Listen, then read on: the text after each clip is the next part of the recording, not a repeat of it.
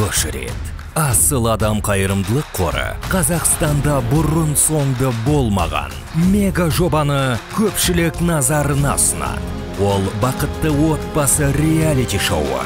Бұл халықтық жоба. Біз сөзбен емес, іспен әрекет жасаймыз. Бақытты отбасының ырыс-құты еселене түсу үшін қызмет етеміз.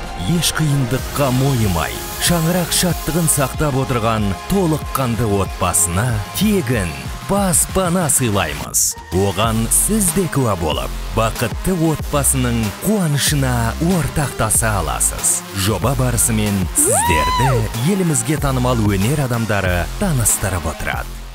Саттыбек Көпболсынұлы 1974 жылы Оңтүстік Қазақстан облысы Бәйдібек ауданы Кеңес ауылында дүниеге келген. Әнші, композитор, халық арасында кең таралған Ақмаржан, Немерем, тағы да басқа көптеген танымал әндердің авторы. Екі баланың әкесі. Инстаграм парақшасында 630 мыңға жуық оқырманы бар.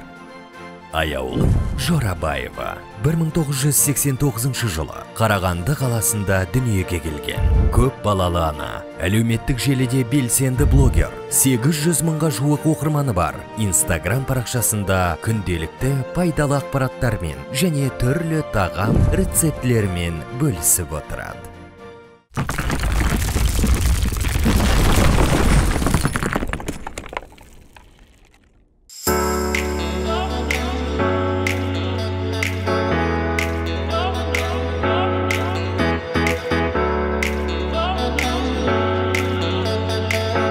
Ассалаумағалейкум қазақ елі. Осындай үлкен ауқымды жобаға алғаш рет қатысып отырған жағдайымыз бар. Асыл адам қайырымдылық қорының ұйымдастыруымен сіздер менен біздер болып, екі бірдей бақытты отбасын баспанамен қамтамасыз етпекшіміз. Әрине, бұл Қазақстандағы ұйымдастырып отырған ең ауқымды әрі үлкен жаңалықтың бірі. Ендеше осы жаңалыққа сіз менен біз болып атсалсайық ағайын. Баршаларыңызға қайырлы күн. Мен осындай керемет жобаға керемет шақыртып алдым. Осындай жобаға қатысып отқаныма өте қуаныштымын. Бұл Қазақстандағы бірінші мега жоба бақытты отбасы сіздерге керемет баспана ұсынады және де одан бөлек күшті сыйлықтар болатын болады. Жобаға қатысу шарттары: міндетті түрде толыққанды, көп балалы, қоғамдық шараларға белсенді қатысатын отбасы.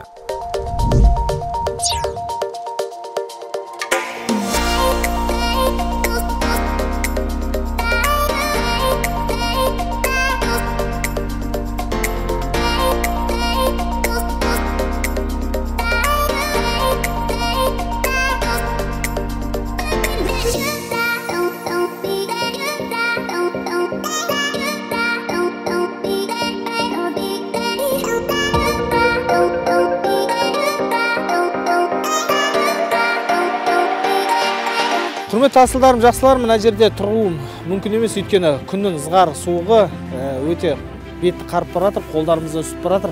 Бірақ дегенге осыған қарамастан біз осы үйдің құрылысын тез арада бітіріп, бақытты отбасыларға беруіміз керек. Ал енді Заттыбек аға тоңып қалған жоқсыз ба? Әзірге тоңып қалған жоқпыз. Аюка қарындасым қалай? Нормально. Бірақ көздеріңізде көрініп тұр, күн суық, сіздердің тоңып тұрғандарыңызды. Астана сізге Шымкент емес, Астана сізге Алматы емес, сондықтан сіздерге Астанаға жылу беретін, Астананың ішінде жүргенде тамаша осындай бір киімдер бар. Киіп алайық асыл адамның жылы әрі әдем киімдерінен. Ал аяулым Заттыбек аға, артымызда тұрған екі үй, екеуінің құрылыс деңгейі екі түрлі. Ал кімге қандай үй бұйырады екен, Алла қаласа қазір көретін боламыз. Бір үй жартылай бітіп тұр, бір үйдің кіршасы жоқ. Ал енді кім осыны мен енді былай істейін, оң қол сол қолға нені тиынды тығайын. Бірақ енді екеуіңіз бір қол таңдасаңыз болады. Солай жасайын енді. Бисмиллахир-рахманир-рахим деп. Ал мына тиынды тығамыз.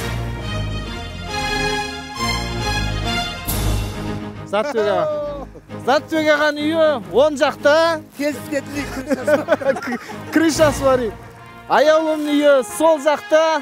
Ал таяқ жерге басталды! Мега жоба басталды!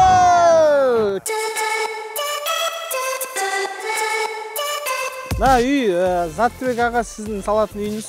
Мына үйдің қаңқасы, төбесін обрешетка дейміз ғой.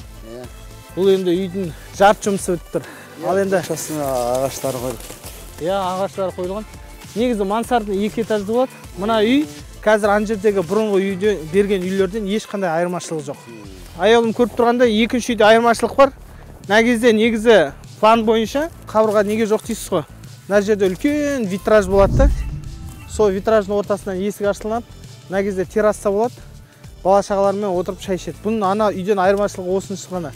Қалғаны бәрі бірдей. Бірақ енді Алла қаласа, үйдің проектісі осындай жоба. Сәл ана үйге қарағанда қиындау проектісі. Бірақ енді Алла қаласа, бәрін жақсы болады деп ойлаймыз. Үй салғанға Құдай жақ деген сөз бар. Сізге өте бүгін Маған өте бір оңтайлы болды бүгін. Дегенмен әлде де қыруар жұмыс бар мына жерде.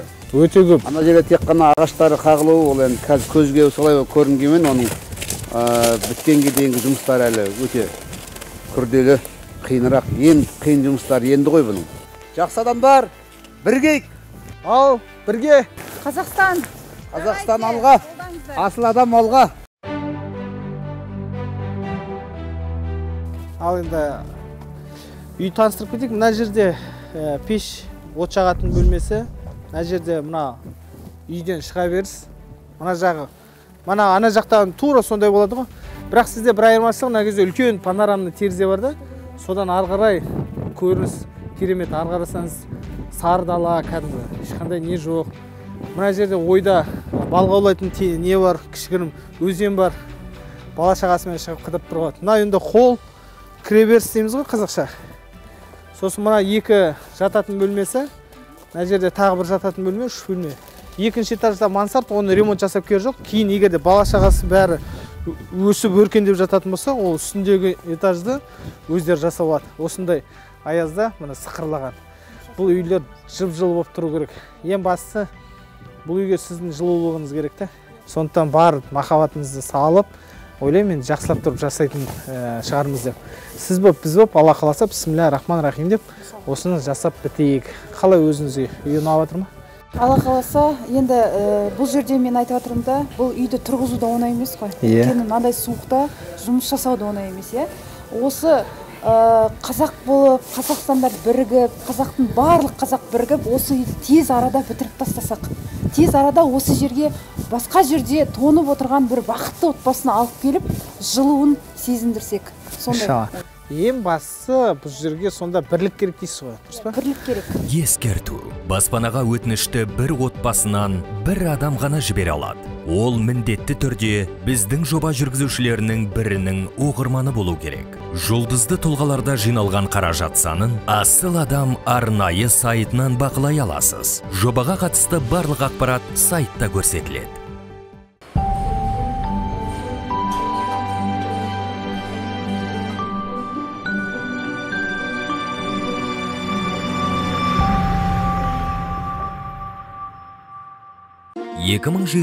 жылы Ибадильдиновтер отбасы, 2021 жылы Амановтар отбасы. Бүгінде 2 отбасыда жылы баспана, отбасылық махаббатпен өздерінің шаңырақтарының астында бақытты өмір сүріп жатыр. Кең дастархан мен ата-ана қуанышы, сыңғырлаған сәби үні. Бүгінде бұл 2 жанұя Аршалы ауданының белсенділері. Нағыз бақытты отбасы келбеті. Ассалаумағалейкум. Жақсыма, ой балапандар. Ассалаумағалейкум.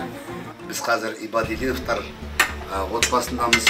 Бұл кісілер ерлі зайыпты, қаншама қиындықты, қаншама ауыр күндерді, қиын күндерді артта қалдырып, осы күнге бірге жетіп отыр. Балалардың болашағы үшін, олардың болашақтағы өмірлерінің берекелі болу үшін, білімді болу үшін, ынтымақтарын бұзбай, берекелерін кетірмей, осы күнге бірге жетіп, осы бақытты отбасы жобасы арқылы Асыл адам қорының ұйымдастыруменен осы жобадан мінекей үй алып, қазір біз сол шаңырақтамыз.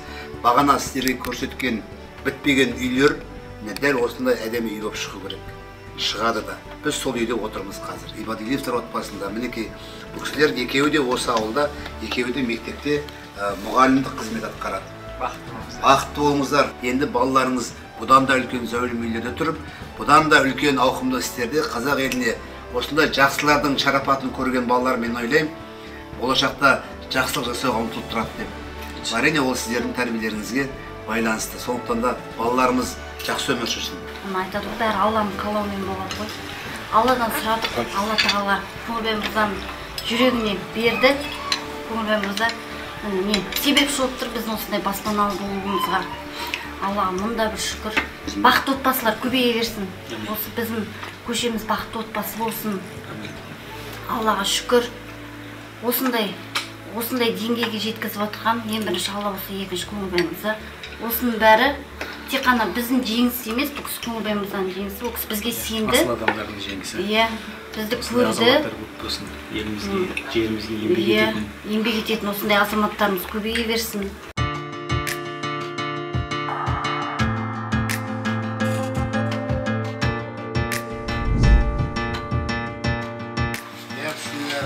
Саламатсыздар ма?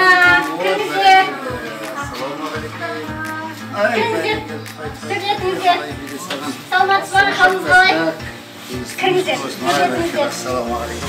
Шай қайнап.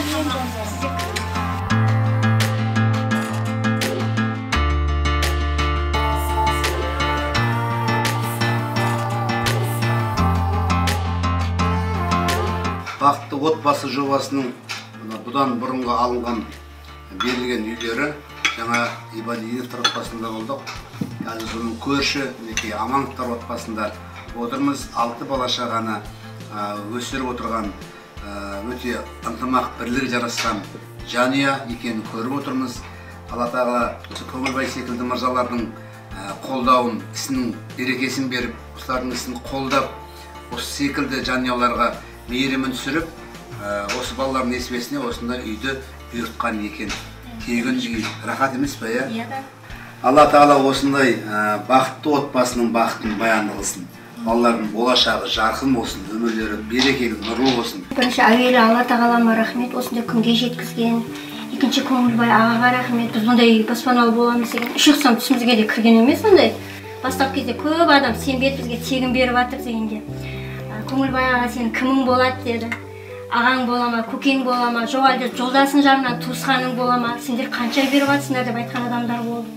Тегін беріп жатыр деп айтқан кезде көп адам сөйтіп сұрады, Инстаграмнан да, өзімізден де. Кейіннен көргеннен кейін бар бәрі құттықтап, ағаға тілектерін айтып, дұғаларын айтып, рахметтерін айтып жатыр. Аға, сізге көп-көп рахмет. Алланың нұры жаусын, отбасыңыз аман болсын, бала шағаңыздың қызығын көріңіз. Бала шағаларыңыз неге әкелгеніңіз үшін. Мен ол жерде үйді берген үшін емес, ана сөзді айтқан үшін жыладым бар ғой. Бүйтіп бізге ешкім айтқан емес, өйтіп мысалы. Бізді қалай көкке көтерді ол жерде ше? Кәдімгідей, аға деген біз кәдімгі аспанға кәдімгідей. Дәрежемізді мың еселеп көтерді дәл сол жерде.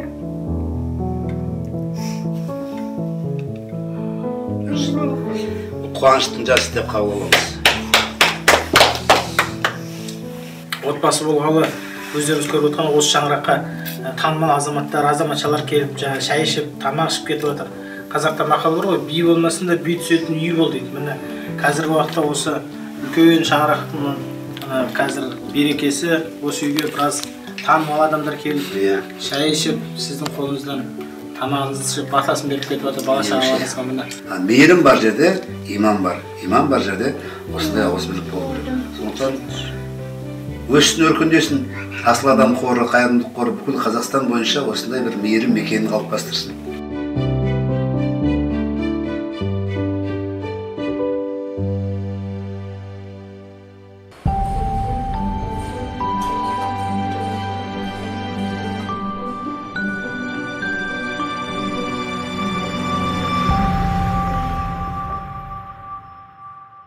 Құрылыс жұмыстарының жүріп жатқанына бүгін 15-ші күн. Көріп тұрғандарыңыздай, алдағы 10 күнде тағы қандай өзгерістер болады? Бірге тамашалайық.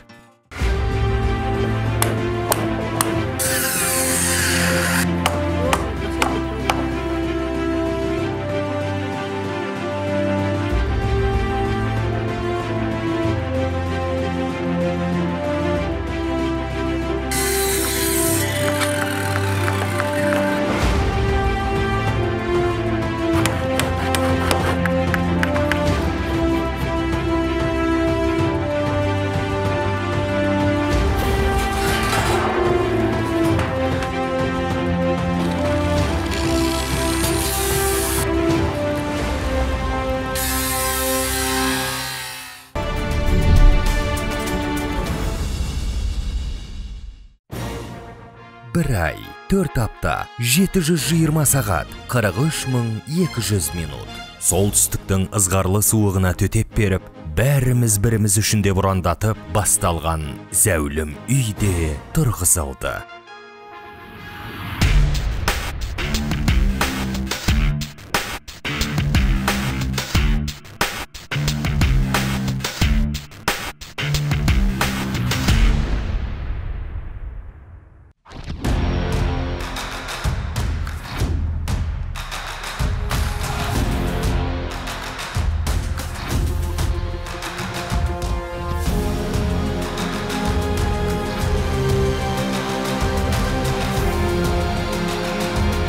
Ассалаумалейкум, құрметті асылдарым, жақсыларым. Міне қазір қыстың қандай керемет шағы, далада боран, енді ғана басылған аппақ қар айнала.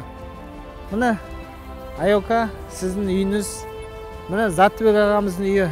Бәрі дайын болып қалды. Кеше ана жолы келген кезде ғана қаңқалар, қабырғалар ғана тұрған еді. Мына үйді сіздер осыншама кішкентай уақыттың ішінде осындай әдемі қылып қоятындар. Мен шок болып тұрмын қазіргі таңда. Енді қарасаңыз, бұл жерде сырты металлосайдинг болса, мысалы үшін бізде бұл жақта жаңбыр, қар, боран. Сондықтан біз ең қымбат бұл жерге виниловый сайдингтер алдық. Жалпы негізі құрылыскерлер бұл кезде таңертеңнен кешке дейін осы жерде қонып жатып жұмыс жасап жатыр. Бәрін видеодан, стористан, сіздердің жіберген видеоларыңыздың барлығынан қарап отырмыз, бірақ мына үйлерді шынайы келіп көру, вообще эмоциям сыртқа шығып тұрмын, даже көрсете алмай тұрмын. Мына аязда тұрып, сонда да вообще қуанышымда шегі жоқ. Енді қарасаңыз, сіздің үйіңізде үлкен витраж қойдық. Көріп тұрмын. Ол жерде ішінде камин болады, және үлкен телевизор болады. Сосын жаңа отбасылардың отырып демалатын орындары болады. Ал Заттыбек ағамызда сол бұрынғы форматта қалдырдық. Ең бастысы бұл жерде қазір қандай отбасылар келеді, қандай көңіл күйде болатын бәрін бірге тамашалайтын боламыз. Ал енді міне қазір бірыңғай қар тазалау мәселесі жүріп жатыр, өйткені жан-жақтың бәрі жауып қалған. Жалпы негізі Астана қаласының маңайында осындай қыс мезгілі ерекше болады. Сондықтан бұл жаққа от жағалатын, су тасысы, жаңағындай неше түрлі табиғи оқиғалардың бәріне дайын болатын отбасылар негізі қажет деп ойлаймын. Оңтүстік жағы келе қоймайтын шығар деп ойлаймын, бірақ енді қалай қарайсыз өзіңіз? Мен ойлаймын, негізінде егерде сол бақытты отбасы осы жерде бақытты болып, осы Астананың суығына төзем, осы жерде бақытты болам десе, еще тем более мебелированный, ішінде барлық жағдай жасалған үй болса, ол кісілер любой жерде тұра беретін сияқты. Бақытты отбасыға бәрібір шығар, қай бола болса да. Қазақта мақал бар ғой, 3 күннен кейін бәріне көнесіңдер. Иә, сол сияқты. Жалпы негізі түнде бұл жердің бәрі жанып тұрады, ана бүкіл периметрлердің бәрі жанып тұрады. Үйдің сыртында кәдімгідей осы заманауи технологияға сай керемет освещениелер бар болады. Сондықтан жүріңіз енді, шын көрейік.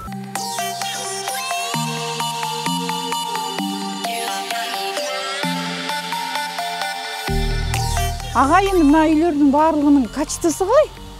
Мына кезде қазір осы фисташка цвет дейді, жалпы негізі фисташка түс Қазақстанда ең сұранысқа ие болғандықтан бұны Ресейден әдейі арнап алып келдік.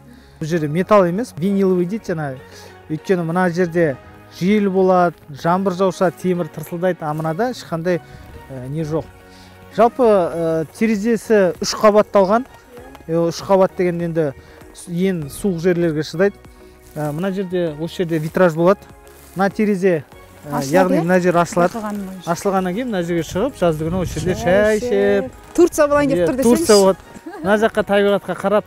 Өткенде инста парақшада сіздер байқадыңыздар ма? Айдалада ғой, мынау не деген айдала деп жатыр да. Бұл біздің Астана қаласының жан-жағындағы дамып келе жатқан Аршалы деген жер. Яғни Бәйтеректің түбінде ешкім 10 сотық жер бермейді, жер үй салуға. Сондықтан бүкіл жерлердің бәрін осындай мына Целиноградский район дейді, Аршалы район дейді, сөйтіп бөліп тастаған. Сондықтан осы жерлер ең міне қарасаңыздар, бүкіл жердің бәріне тоқтар тартылған, мемлекеттік бағдарлама бойынша су тартылған. Сондықтан әкімшілік енді жолдың бірінші қабатын сеуіп қойды. Ала қалап негізі единый архитектурный стильде салынатын үйлерді осы жерде негізі жоспарланған. Бірақ енді қарап отырсаңыздар, Қазақстанда осы проекті бойынша біз ғана жұмыс жасап жатырған сияқтымыз. Өйткені қарасаңыздар, мына жерде адамдар қалай болса солай үй салып жатыр да, әлі бізде үй салу технологиясын, немесе үйді тездетіп салу, жылдамдатып, әдемі салу деген мәселені түсінбейді. Енді әркім жағдайына байланысты, одан кейін оны жаңағындай ары қарай дамыта береміз. Негізі программа бойынша осылай болу керек. Шынымен нағыз арман үй ғой мынау. Армандаған. Қараңыздар, мынандай витражный үй мысалы менде де жоқ. Мынадай үй жер үйде бізде ауылдағы қайын жұртында да жоқ ондай үй.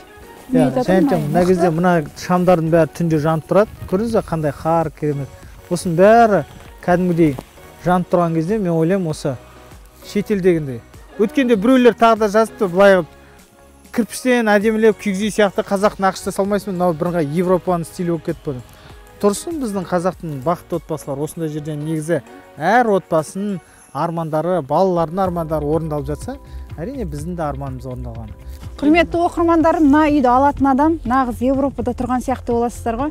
Терезеден чайник, тамақ пісіріп жатқан кезде балаларыңызды терезеден көріп жүгіріп жүр, ойнап жүр далада. Сіздер бақыттысыздар үйде. Вообще көңіліміз сізге Алла разы болсын, күшті енді бір әріш. Аға мына үйді салып жатқан енді ұжым бар шығар. Сол ұжымның басшысы кім екенін мына жерде көріп тұрмын. Енді көрейік кім екенін. Жүніс қазір біздің құрылыскерлермен таныстырайық, жалпы негізі үйдің ішін бәрін көріп шығайық. Ассалаумалейкум жігіттер, қалайсыздар? Ассалаумалейкум. Ассалаумалейкум. Міне бізде қазір Амангелді деген жігіт, осы жерде құрылысты басқарып жатқан осы жігіттер. Алла разы болсын сіздерге. Ішті көрейік. Айтпақшы, мына сыртқы есікті айтайын, бұл кәдімгі жер үйлерге арналған бірнеше замоттары бар. Жалпы негізі үйдің есігі ең мықты болу керек. Өйткені мына кезде коридор болмайды ғой, бірден есіктен үйге кіреді. Бірақ ойлап отырмыз, мына кезден бір кішкентай жаңа прихожка қалдырамыз ба деп.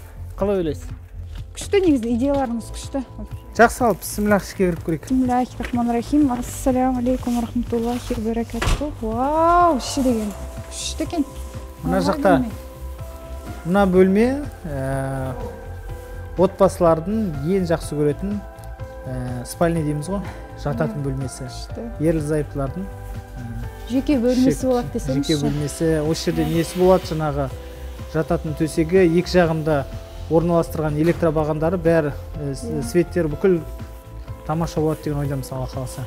Ішінде бәрі мебелі болып тұр ғой. Мебелі бәрі болады. Мына жақ енді жуынатын бөлмесі. Турана бұрынғыдағы үйдегіндей, мына жерде кейін екен кәдімгідей, әжетхана.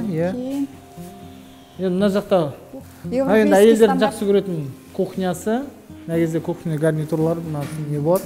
Ал енді мынау енді кәдімгі үлкен далаға қарап тұратын әдемі. Жаңағы айтқан осы ғой, мына жерден былай қарай ақырын келіп террасаға шығып кете алады. Террасаға мына кезден шығады да, мына кезден бір кесе шайын алып, террасада отырып, шайын ішіп, қайттан қайтып келеді. Мына кезге ойлап отырмыз, мына кезге камин қойсақ деп ше, мына кезге камин и мына үстіне телевизор.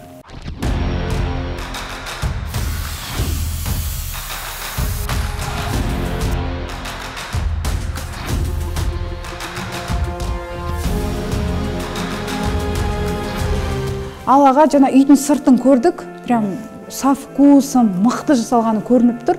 Енді үйдің ішіне кірдік, үйдің ішінің качествосы қалай? Негізі үйдің іші бұрын бұлай штукатурка болу керек тұғын. Негізі біз қазір бұл ішінен де утеплитель дейміз, қаптадық. Одан кейін гипсокартон салдық. Енді сыртынан андай металлический откостарды кәдімгідей қоңырын түсін таңдап алдық. Бұл енді қазір фисташка цветтен жақсы не істейтін болады. Бұл металдан жасалған. Пол қазір бетономешалкамен кәдімгідей миксермен әкелдік. Мына 250 маркалық полды құйып тастадық. Бұл енді ең мықты стандартқа сай деп айтам. Ал мына батареяларын бәрін қойдық. Үйдің іші жаңа пешпен жылайды. Пеш өзіңіз білесіз, мынаның артында, қабырғаның артына оған бөлек кіретін есігі бар. Және те ол жақ, және те насос, хозяйственный часть, сондай жаңа күрек, анау мынау қойып қоятын ар жағынан кіретін бөлме. Батареяларды айтамдар, біздің үйдегі батареялардың өзі темір. Бұл алюминиевый батарея қазір қанша не. Және те бұл кезде котел длительного горения дейді, жаңа ұзақ мерзім жанып тұратын пештер орналастырған. Мына жақты қарасам, мына жақта есік бар. Мына жақта есік бар. Сонда бәрін предусмотрели, иә? Мына жерде есік бар. Шығамын дейтін адам любой жерден шыға береді. Негізі біз өзі бір қазақтарда бір ғана есіктен ғана кірген жақсы көреміз. А былай қарасаңыз, мына есіктен негізі артқы сыртқы есік, былайша айтқан кезде артқы дворға шығып кетуге болады. Бұл жерде бір мәселе, бүкіл есіктердің размерлері және де есіктің жаңағы металдары, оның сапасы өте жоғары. Я байқап тұрмын, мына алдыңғы есік пен артқы есік екеуінде де сапасы жақсы есік қойылған. Ішкі жағы кәдімгідей тапталған. Әдемі болып тұр кәдімгі. Паркет болады, фаскамен дейді, жаңа бір-біріне жаңа киілетін және енді түсін бәрін сіздерге кейін қандай болатын сіздің оқырмандарыңызбен қарайсыздар. Ең бастысы бұл жерде әлі пол құйылады, шамалы көтеріледі. Сонымен, биіктік жағы қалай? Үй биіктігі енді көріп тұрсыз 3 метрдің биіктігі. Жер өте биік, иә. Жоқ, стандарт негізі 2,8 болады кейде. Біз бұны әдейі биік қылып 3 метр қылып жасадық. Ал енді мына балалардың жататын бөлмесін қарайық. Көріп тұрғандарыңызды. Мына 2 бөлме негізі жататын бөлме, балалардың жататын бөлме. Енді көп балалы отбасы болғаннан кейін 2 бөлме. Ал енді ассалаумағалейкум. Бұл кісі осы құрылыстың қазір басқасында, және де бүкіл бригаданың бәрін басқарып жүрген, осы жұмыстың бәрін күндіз-түні қыстың қақаған аязына қарамай жұмыс жасап жатқан Амангелді мырза. Танысып қойыңыздар, аяулым. Амангелді болады. Сіздерге Алла разы болсын. Рахмет. Қалай ағамыздың? Бәрі. Затбек ағамыздың үйі қалып қойған жоқ па артқа қарай? Жоқ. Екеуін бірге алып келе жатырық қой. Күні түні бәрі жақсы. Аяулым ханның үйі жарық, кең. Ана кісінікі кішкентай оқымасын енді? Жоқ, олда екеуі де бірдей бәрі. Бірдей, иә? Бірдей. Онда лампышылер, бірақ қана витраж ғана, иә? Витраж ғана жоқ. Болды, қағанның бәрі айырмашылығы жоқ. Бәрі жақсы. Емесе полда 250 маркамен машинамен алдырып, бетон алдырып. Өткенде бетонмен бірге неге асылып қалыпсыздар ғой, андай мостқа, иә? Бәрі тұрып қалды, машина көтеріліп алдым бәрі. Мосттан өтіп жатқан мост сындырып жүрген ғой машина. Сонымен осы жақта сондай проблемалар болып қалды. Бірақ неше түрлі қиындықтар отыр. Кеше 2 күн бойы мына кезде боран болды. Сонда да бәрі жігіттер осында істеп жатыр.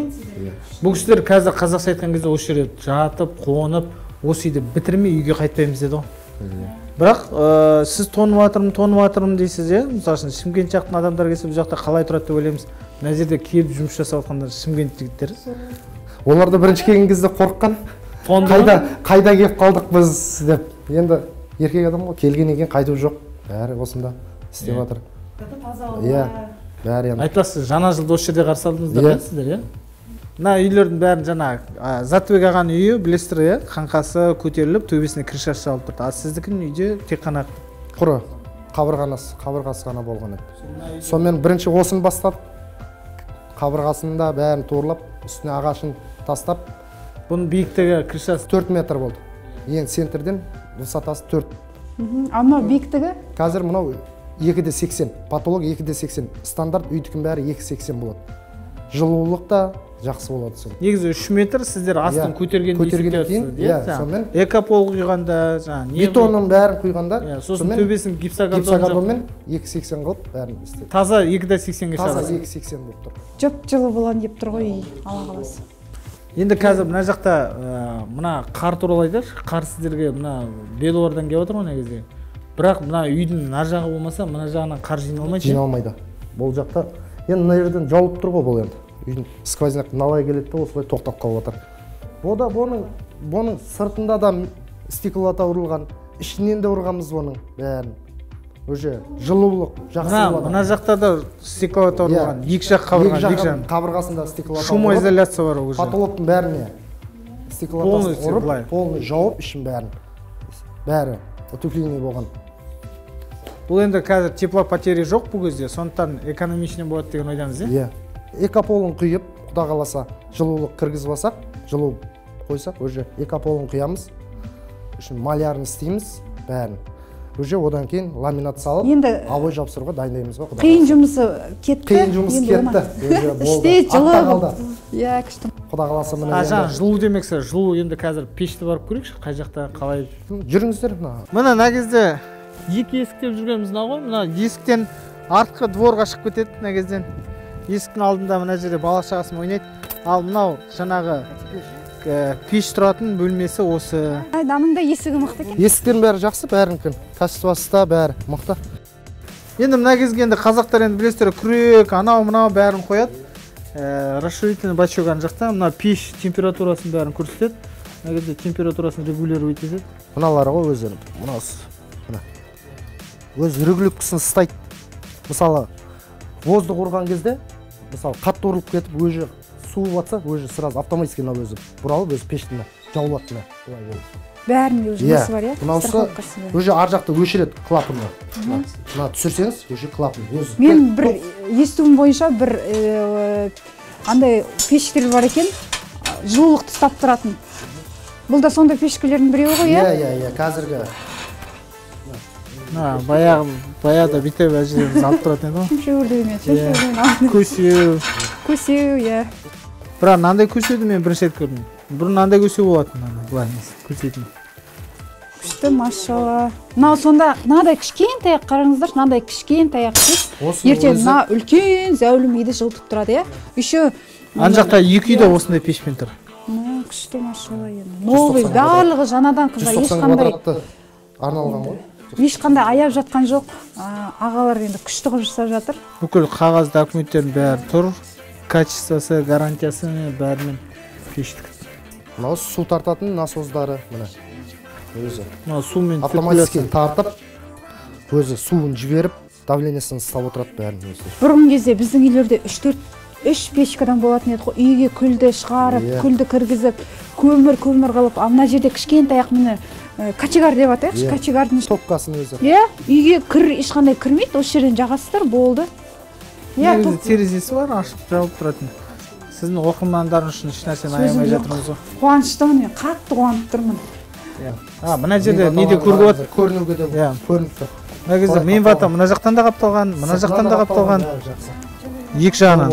Иә. Мынандай не жоқ. 40 сантиметр ғой уже. Енді қарасаңыз мына жақта анау төбесін бәрі жанат, түнге қарай осы қазір. Негізі ымырт түскен кезде бұл үйді береміз деген жоспардамыз. Алла қаласа бұл үйдің жаңағы сыртқы келбеті бәрі архитектурасы керемет бар. Енді Аяулым ханым, мен қарап отырмын, сіз қатты тоңып қалған сияқтысыз. Қатып қалдым. Сіз барып жылына беріңіз. Біз қазір Затбек ағамыздың үйіне кіріп, не болып жатқанын біліп шығайық. Рахмет сіздерге, сәттілік.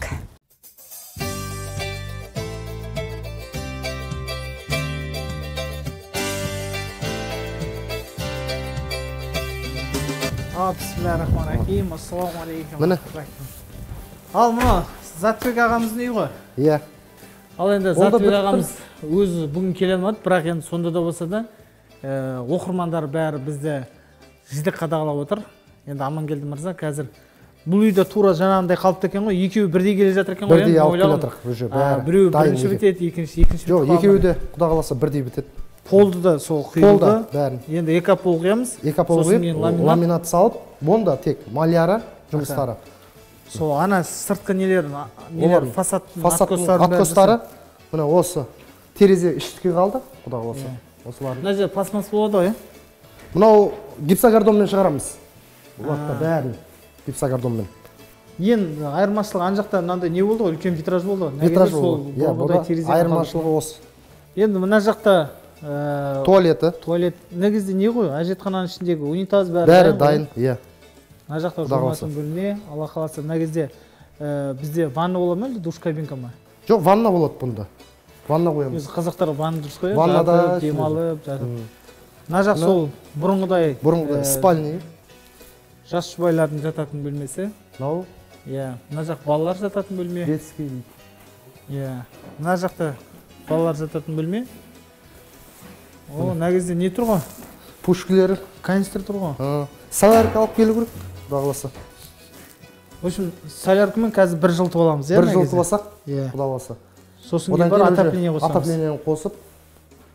Мына жақта терезенің алдында әлі нелер салынбаған екен. Откостар уже подогоннигі дайын, алып келіп қойды енді. Осы бір үйітке ғана қалды. Осы бір үйіткен салсақ, қалғандар подогоннигімен дайын тұр.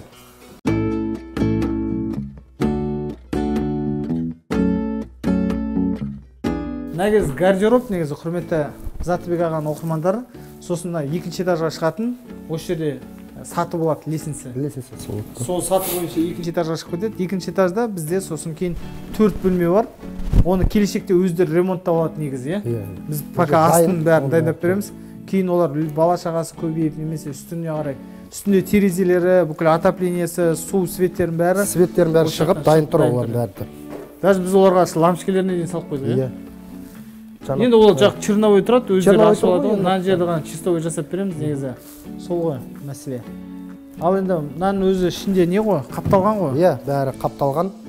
Гипсокартон екі жақтан, ортасында жаңағы стекловата. Мемплита стекловата. Плотность қандай мемплитаның? 150-лік таза. Енді Алла қаласа бұлардың бәрі шумоизоляция, гидроизоляция бәрі жасалынады. Енді Заттыбек ағаның оқырмандары, сіздерге айта кететініміз, біз сіздермен біргеміз. Жалпы осы үйді алу үшін тек қана Заттыбек ағамыздың оқырмандары инста парақшасында барлықтарыңыз сол кісіге жазылып, және де сол кісінің инста парақшасынан келген барлық өтініштердің бәрін қарап, осы үйді сіздерге тегін беретін боламыз. Оны алу үшін тек қана бақытты отбасы деген сіздерде мүмкіндіктеріңіз бар, соны пайдаланыңыздар. Ал енді сіздерге рахмет, Алла разы болсын. Мына үйдің құрылысына, сапасына бәріне қанық көзіміз жетті.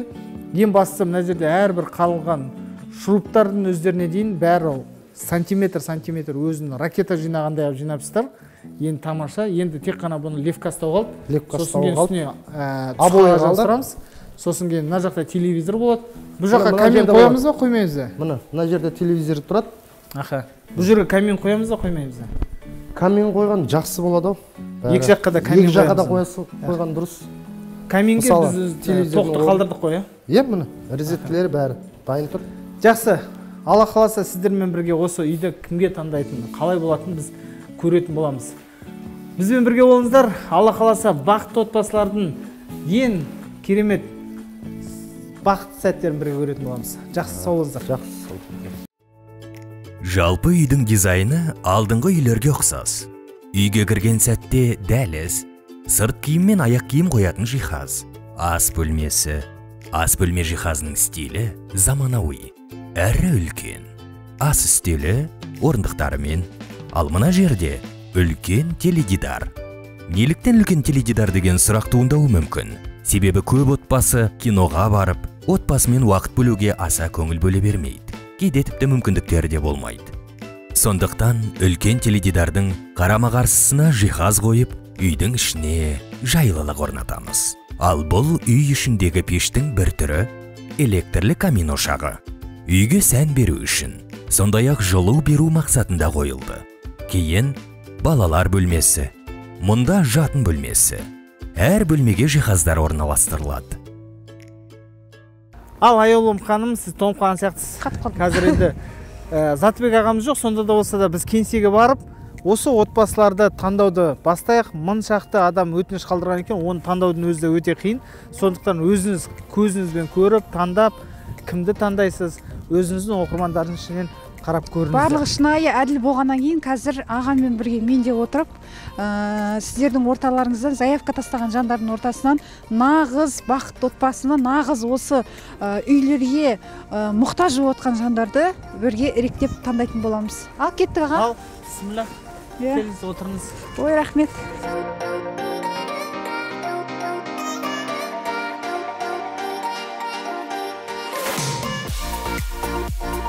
Ендігі кезек. Бұл баспананың иесін таңдау. Қандай қала, аудан, ауыл болса да мейлі. Бастысы, бұл баспана нағыз бақытты отбасын іздейді. Сол себепті маңызды шешім қабылдау Заттыбек мырза мен аяулым ханымда. Ал маңызды сәт келіп жетті. Бисмиллах деп бізге берген өтініштерді қарайық. 1000-ға жуық өтініш кепті. Аяулым ханым, сіздің өтінішіңіз өте көп. Сіздің оқырмандарыңыздың бәрі бақытты отбасылар, яғни үй алғысы келеді екен. Астананың суығы қалай ұнады ма өзіңізге? Ой, келе салысымен қатып қалдық қой сразу. Осы жаңа Аршалыдан келдік қой. Аршалыдан келген кезде мынадай суықта үйді тұрғызуда оңай емес қой. Сол сияқты мына жердегі 2-3 сағат отырып, жаңағы мұқтаж отбасыны, яғни бақытты отбасыны табу өте қиын да, өйткені ол оңай жұмыс емес. Ең бастысы, сіз біздің түнімен қар күрегенімізді білмейсіз ғой. Жана естіп жатырмын, айтып жатыр, жолды күреп, жол аштық деген сияқты. Енді ең бастысы борандатып, қандай қиындық болса да қарамай жұмыс жасап жатқан біздің құрылыскерлерімізге де бәріне Алла разы болсын дейміз. Құрметті асылдарым, жақсыларым, мына біз қазір қаншама отбасылардың, әртүрлі тағдырлардың, әртүрлі өмір баяндардың бәрін оқып, сіздердің алдарыңызда отбасыларды таңдап жатырмыз. Әлбетте бұл жұмыс ары қарай жалғасын таба береді. Өйткені біз осы уақытқа дейін Асыл Адам қорының бақытты отбасы бойынша қандай қиындық болса да ажыраспаған махаббаттарына беріп, жақсы жайлы отбасыларды таңдаған болатынбыз. Ал енді қазіргі уақытта сол отбасыларға біз үйлерін салып дайындап қойдық. 2 қабатты үйдің астындағы бүкіл жиһаздармен көрген кезде олардың көңіл күйлері қандай болады екен, соны білгіміз келеді. Ал енді қарап отырсақ, ол отбасы мүмкін көңіліңізден шықпай қаламыз ба ол кісілердің, әттең-ай осы жиһазымыздың осындай емес, түсін басқа қылып таңдағанда болатын еді деп олар күрсіне ме екен. Әрине біз оны сіздермен бірге көретін боламыз. Біз үшін де өте ол маңызды. Ең бастысы бақытты отбасы, жақсы отбасы үйлі болса деген ниеттеміз. Балалардың армандары орындалып, олардың отбасылық армандары орындалса, біз бен сіздердің армандарымыз орындалған емес пе? Әрине, мен ойлаймын, осы үйді тегін алып отқандай, Күлім мырза, сіздің сіздің септігіңізбен, Алланың қалауымен, халықтың қолдауымен осы үйді алған адам қандай ішінде қандай жағдай болмасын бақытты болатын сияқты. Өйткені қазіргі таңда үйді нуля дейді ғой, енді фундаментінен бастап салып, оның ішіне барлық жағдайын жасап, суын бәрін ішіне кіргізіп, бәрін дайындап берсе, мен ешқандай бір өкініш, ешқандай да бір талаптарын қоймайды шығар. Енді бақытты болады шығар, нағыз бақытты болады, отбасы сол жерде бақытты болу керек деп ойлаймын. Сыйлыққа берген аттың тісін қарамайды дейсіз ғой, тісін санамайды. Сол сияқты, енді міне Асыл Адам қорының басшысы қазір осы жалпы негізі халықтық жобаларды қазір дамытып жатқан, жас болса да бас болып жүрген біздің Мақсат мырза. Сіздің командаңызға да Алла разы болсын. Күндіз-түні қарамай жұмыс жасап жатсыздар. Әкімшілікпен бірге қар күреп жатқандарыңыз, барлық қаншама адамдар жұмыла көтеріп жатқанын біз білеміз, сезіп отырмыз. Ең бастысы жұмыс бәрі аяқталып қалды ғой. Енді қандай отбасыны күтеміз? Енді қазір таңдаймыз ғой, енді Алла қаласа. Алла қаласа енді қандай да отбасы алса да бақытты отбасы алсын, отбасылық құндылықтарды жоғары қойған, қандай да бір қиыншылықтарға қарамай, осы бала шағасының несі үшін, қызығы үшін отбасылық құндылықтарды жоғары қойған, жүрегінде иманы бар отбасы алады деген ойдамыз. Әрине Аршалыдағы алдындары қонақстанған үйлердегі кісілерге де қызық, қандай көршілер келеді екен деген ол кісілерде де сұрақтар туындап жатыр. Ол кісілердің де ой тілегі жақсы отбасыға бұйырса екен деген ой. Міне бүгін сондай біз маңызды таңдаулардың бірін жасайын деп жатырмыз. Өтініштер өте көп, бәрін қарап, нақтылап, сараптап жатырмыз. Оның ішінде тек қана ол кісілердің жағдайы ғана емес, сондықтан да сонымен қатар отбасылық құндылықтары, ол кісілердің бала шағасының, жалпы әке-шешесінің барлығы қаралады. Сондықтан да бізге бүгін таңдау оңай болмайтын секілді. Қайткенде де біз таңдау жасауымыз керек. Кімді таңдаймыз, қандай отбасы, сіздер осы біздің жоба барысында білетін боласыздар. Барлықтарыңызға сәттілік.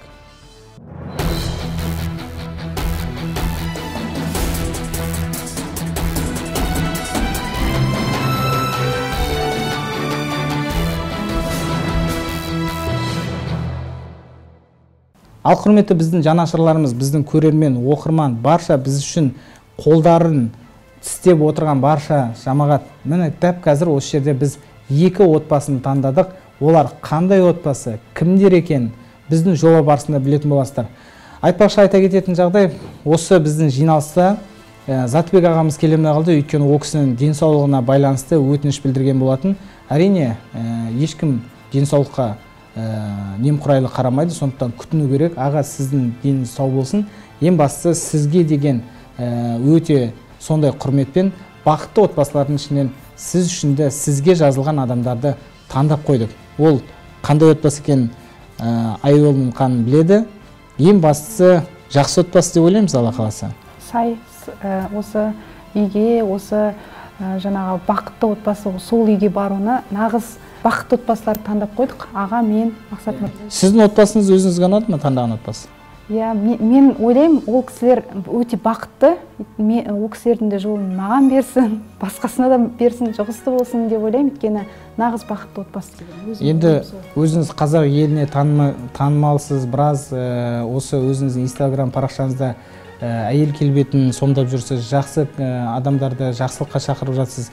Ең бастысы мен ойлаймын, сіздің жаңағы оқырманыңыздың арасынан таңдалып тұрған отбасы сізге өмір бақи рахметін айтып өтеді деп ойлаймын. Сізге өмір бақи бір сондай сүйіспеншілігін, ең бастысы олардың балалары өсіп шыққан кезде сол балалардың ішінде сіз сияқты жақсы әйелдер, сондай жақсы қыздарын тәрбиелеп өсірсе, ол кісілерге біз сондай бір қатты қуанышта боламыз. Ең бастысы сіздің оқырманыңыз ол.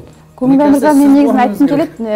Мен қатты қуанам. Ең бірінші осы Алла тағала мені сізге жолықтырып, сіз себепкер болып, осы менің оқырманым ішінен таңдалып тұрған үшін қуанам. Өйткені егер де сіз осындай бақытты отбасы жобасын бізге ұсынбасаңыз, біз оны таңдай да алмаймыз ғой. Ал бұл жерде тегін үй нөлден бастап салынып, бір отбасыны сол жерде бақытты өмір сүріп, күйеуімен, бала шағасымен, және де осының алдында тағы да бақытты отбасыдан алған үйлер бар ғой, көрші болайын деп жатыр. Олар тағатсыздана күтіп жүр сол адамдарды. Қандай адамдар келеді екен, балаларымыз ойнаса екен бірге солармен деп. Мен өзім қатты қуанамын. Енді қазір эмоцияға бере алмай тұрмын, бірақ сол отбасы білген кезде, үйге кірген кезде, эмоция мен бірінші очередь нетіп кететін шығармын деп отырмын да. Мен енді қанша жерден жігіт болғанмен, қанша жерден мықты бір сондай психологиялық тұрғыда бір ішкі жан дүнием бір сондай бір неше түрлі қиындықтарға төтеп бергенмен де бұл отбасы үшін мен білмеймін, енді үйдің кілтін берген кезде мен өзім кәдімгідей бір орамалды алып жылайтын сияқтымыз ғой, Мақсат екеуміз. Өйткені біз расымен де ол отбасы үшін өте қуанамыз. Өйткені біздің балалық шағымызда тура сондай қиындықтармен өткен. Біз де сондай үйді бала күнімізде армандағанбыз. Біз де әкеміз бен шешеміздің ортасында ойнап күліп бірге жатсақ деген біздің де бала күнгі армандарымыз болған. Сондықтан құрметті ағайындар, ең мықты отбасы болуға тырысайық. Қандай қиындық болса да ажыраспайық. Әйел мен күйеу бір-біріне ертең міне жақсы болып қалады. Сіздерді Аллах тағала сондай бір тағдыр тәлкегіне түсіріп, ең құрғанда сіздерге қиындық беріп жатса, оны сынақ деп біліп, Аллахтың бүкіл сынақтарын бірге көтеріп, осы отбасы сияқты бақытты күндеріңізде бірге болайық ағайын. Қазақ елінде мынандай сөз бар: отан отбасынан басталады дейді. Әр отбасы болатын болса, ол жақсы адамдардан тұрады. Ал жақсы адамдардан құралған отбасыдан мықты мемлекет шығады. Сондықтан сіздер мемлекеттің тірегісіздер. Ал кеттік, отбасын көрейік.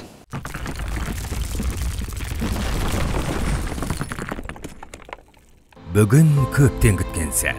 Бірнеше ай бұрын бастап алған бақытты отбасы жобасының кейіпкерлері анықталды. Біз дәл қазір Тілеуовтер отбасына ескертпей, үміткер ретінде бақылау барысында келдік. Қазіргі тұрмыс тіршілігімен таныс болу үшін тілшіміз Нұрсәуле Нұрланқызы арнайы барып, отбасы мүшелерімен танысып, сұхбаттасып, отбасы жағдайын толық зерттеді. 5 қыз, 4 ұлдың ата-аналарының махаббаты, балаларының тәлім тәрбиесі, болашаққа жоспары, армандарын алдағы бейне материалдарымыздан тамашалай аласыздар. Менің атым Айгерім, 9 бала-шағам бар. Біз Қызылорда қаласынан келдік. Негізі Астанада 4 балам Қызылордада туылды. 5-еуі осы жақта Астанада туылды. Осы уақытқа дейін қанша квартира, пәтер ауыстырдыңыздар? Біз 2008-де келген кезде Артем жақта тұрдық. Сол бір квартирамыз болды. Одан кейін Металловазда 2-ші квартирамыз. Одан кейін Лиссаводда 3, одан Чугункада 4, одан кейін Жаңаөзен, Юго-Востокта. 6, осы 7-шісі ғой. Егер де сол баспананың иесі сіз болатын болсаңыз, не істейтін едіңіз? Өте күшті болатын еді. Жолдасыңызбен қашан таныстыңыздар? Жолдасымен 2007-де таныстық, соны үйлендік. Одан кейін 2018-де үлкен қызымды босандым. Өзіңіздің сезіміңізді отбасыға білдірсеңіз, отбасыңызға, балаларыңызға деген сезіміңізді? Әр баланың орны бөлек қой. Әр қайсының өзінің қылықтары бар, ерекшеліктер бар. Әр бала туылған кезде қуанамыз. Қуанышты сезімде, күйеуім де ондай, сен неге туа бересің, анау мынау деп вообще ойдан әңгіме айтқан емес. Бірақ әр бала туылған кезде қуанамыз, екеуміз де өте қуанамыз. Өзіңіз осы уақытқа дейін жұмыс істедіңіз бе? Жұмыс істедім, иә. Күйеуім мынау 5 жыл колада істеді ғой, оның алдын. Сол кезде аварияға түсті. Үйде бір ай, 2 ай жатасын деп не қылды. Өткен аяғы сынып сөйтіп не қылды. Сол кезде жұмысқа шықтым өзім. Оған дейін жұмысқа шыққан жоқпын. Күйеуім жұмыс істемейсің, өзім асыраймын бәрін деп сөйтеген. Сол кезде бір ай сол кезде жұмыс істедім. Квартира бар, тамағымыз бар. Соған күйеуім ана Артемда істедім ол кезде. 11-ге дейін ғой жұмыс уақытта. Онда барамыз, 11-де шығасың. Пока шығамыз, өтем бетем дегенше, сол сағат 12 болады, сағат 12-де келетін тұғым. Сол кезде күйеуім шыдамай, сол 10 күнде сол шығып кетті ғой жұмысқа. Гипсін шешіп тастады да, қойшы жұмыс істемей-ақ қой деп, отыра берші деп балдармен деп. Сол кезде қиын сәттер болды, иә, басымыздан өтті ғой, қаншама қиын сәттер өтті. Ой, қазір Құдайға шүкір ғой, бәрі. Үнемі келгенде балаларыңыз да өздеріңізде сондай бір көз тоймайтын, таза, күліп тұратын сондай балалар барлығы көрініп тұрады. Ата-ананың махаббаты беріліп тұрғаны. Сол ғой өмірі жаңа. Неге қабағың тиіп жүрмейсің дейді ғой. Тие алмаймын мен қабағым деймін. Білмеймін, өзім күліп жүремін сөйтіп. Өмірі бір көршілеріміз айтады ғой, бір қабағың тиіп, андай бір шаршап жүрген адам ұқсамайсың дейді. Білмеймін, бақытты отбасы деп ойлайтын шығармыз. Потому что күйеуім екеуміз ұрысқан емеспіз, сөйтіп қатты бір мәселеге болып, бір ақшаға неге ондай өйтіп. Өзіңіздің жолдасыңызды сипаттап берсеңіз. Жолдасым ашушаң, тез ашуланады, бірақ тез басылады. Мейірімді, ақ көңіл. Айтады ғой, аузын ашса жүрегі көрінеді дейді, сондай. Сол балдарына мейірімді, анасын да қатты сыйлайды. Анасын сыйлаған адам әйелін де сыйлайды ғой негізінде. Анасын қатты жақсы көреді, сыйлайды, құрметтейді. Мен де солай. Сыйлайды, құрметтейді, жақсы көреді. Бірімізді жақсы көреміз негізі. Көзбен түсінеміз ғой бір-бірімізді. Менің атым Асқар. 1984 жылғы Қызылорда қаласында туып өскен. Біздің әйелім екеуміздің 9 перзентіміз бар. Құдай қаласа 13-сін күтеміз. Бәрін бірге көріп келе жатыр. Шүкір Аллаға. Өзі бір шыдамды адам, өте шыдамды, өте сабырлы адам. Жақсы адам деп айтайын. Өзім қасымда осы қанша жыл, енді 15 жыл болады скоро, Құдай қаласа. 15 жыл қасымда келе жатыр, басынан аяғына дейін. Мен бір компанияда жүргізуші болып, жүк жүргізушісі болып жұмыс істеймін. Біз таңнан бастап қала бойынша магазиндерге товар жеткіземіз. Жұмыстан кейін үйге асығамын. Үйге келгенде 9 перзентім мені күтіп алады. Менің атым Дильназ. Мен осы ең үлкенімін, жасым 13-тем. Скоро 14-ке толам. Орыс мектебінде оқимын. Мектеп оқу жүргенде күреске қатысқанмын. Потом 3-4 ай тоже бокске қатысқанмын. 4-ші класстан бастап осы 7-ші классқа дейін старспағым. Сабақта жақсы оқимын. Диплом грамоталарым бар. Осы 7-ші классы 2 дипломмен алып бітіргенмін. Мен өзімді бақытты отбасыда деп тұрамын деп сезінемін. 8 бауырым болса да өте жағдайымыз нашар емес, жақсы. Папам бізді қуантады, а мамам тоже екеуі бірге бізге көмектеседі. Біз осындай үйде тұрып жатсақ та, все равно жағдайымыз бар. Қазірге менің көмегім, ол жақсы оқу, жақсы бітіріп, 9-ден кейін диплом алып, содан соң папа мамама көмектесіп, үй машиналарын алып беріп, өздері бақытты өмір сүріп, біз уже өсіп кеттік енді.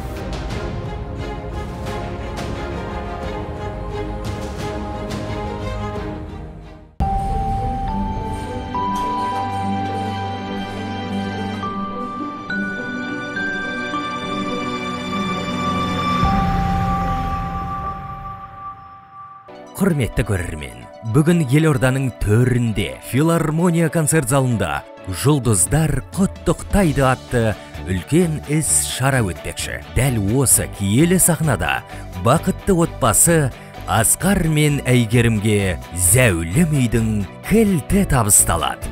Бұл тосын сый қалай болар екен? Олардың эмоциясын бірге көрейік.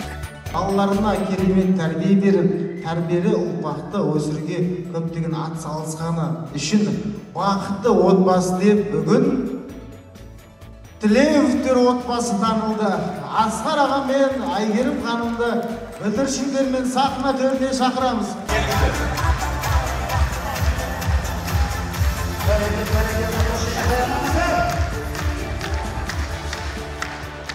Сіздердің аттарыңыздан Астана қаласынан сыйлығымыз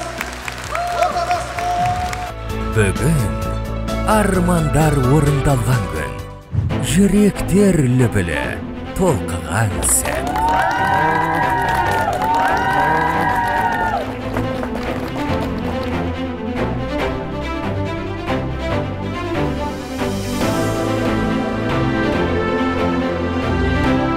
Ассалаумағалейкум, құрметті асылдарым, жақсыларым, міне тарихи сәт.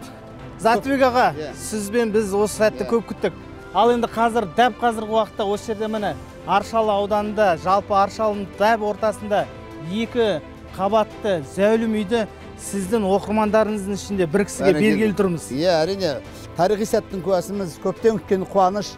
Мына үйді мен қыста келгенде жаңадан соғылып, әлі жабылмаған, соғылмаған, ашық-шашық кезінде келгені мінеке араға 2-3 ай салып, қандай ғажап көрініске куә болғалы тұрмыз. Яғни бұл үйдің ішінде кімді қарсы аламыз? Бақытты отбасы Тілеуовтарды. Ал енді құрметті асылдарым, жақсыларым, сіздердің қошеметтеріңізбен бақытты отбасылар. Бүгін қазір сіздердің дәл алдарыңызда, ондай болса Затыбек ағамыздың оқырмандарының ішінен ең сұлу, ең бақытты, ең көрікті отбасын таңдадық. Оны құттықтауға бізге қазір сіздерге осы жерде әкімшілік, өнер адамдары, халық, жалпы барлығы бір ауыздан келіп тұр. Ондай болса, сіздің оқырмандарыңыз үшін бақытты отбасы Тілеуовтер отбасыға саламыз!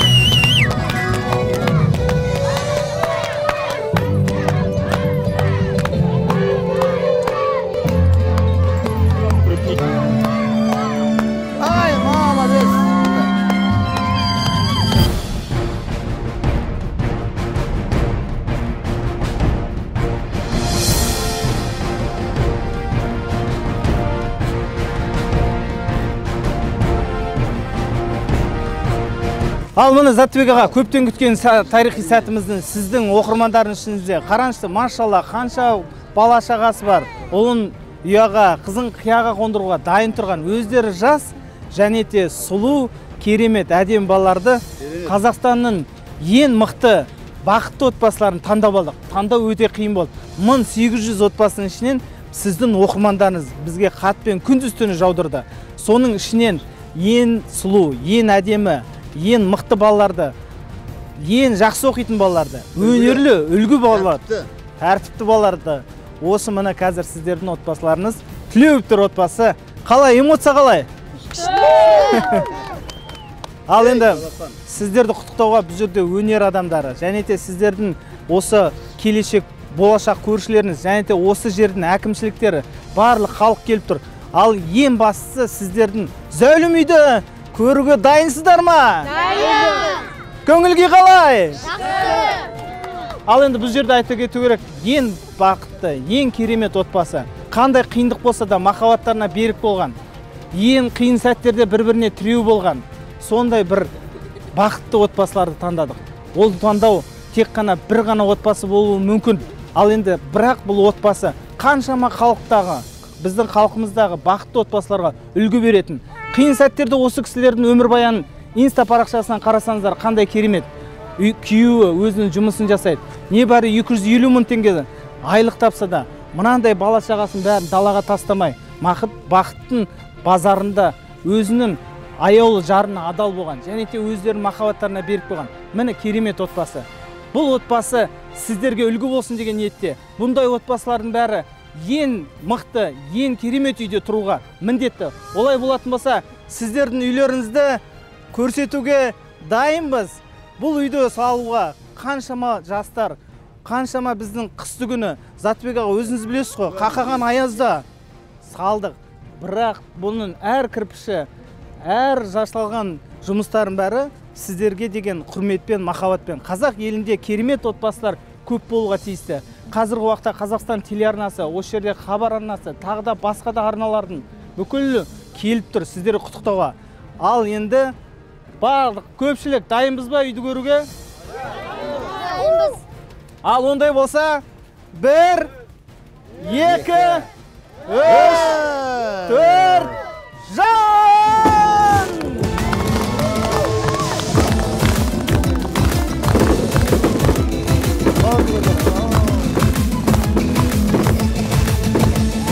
Ал баракелді. Қай үйде ойлайсыңдар?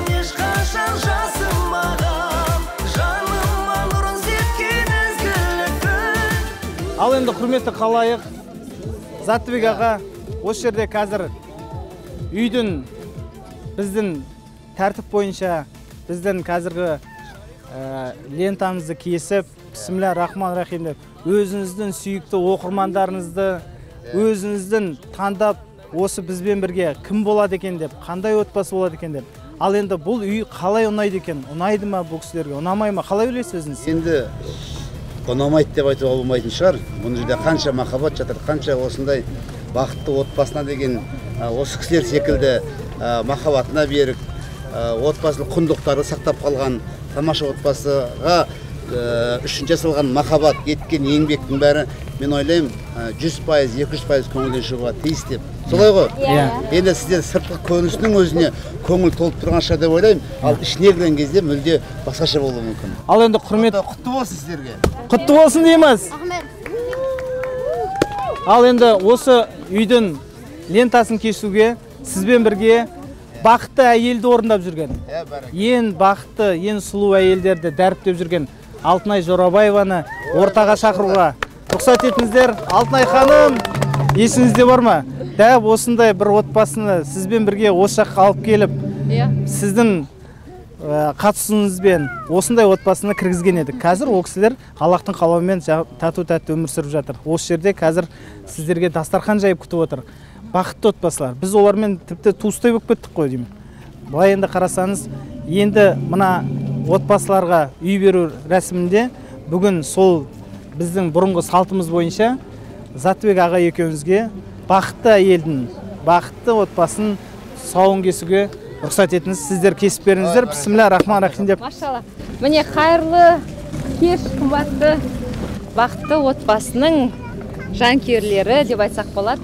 Асыл адам қорының негізін қалаушы Көңілбай Шүкенов бастаған команда, Аршалы ауданының тұрғындары, біздің болашақ бақытты отбасының көршілері, міне баршаңызға осындай қуаныштар жұғысы болсын.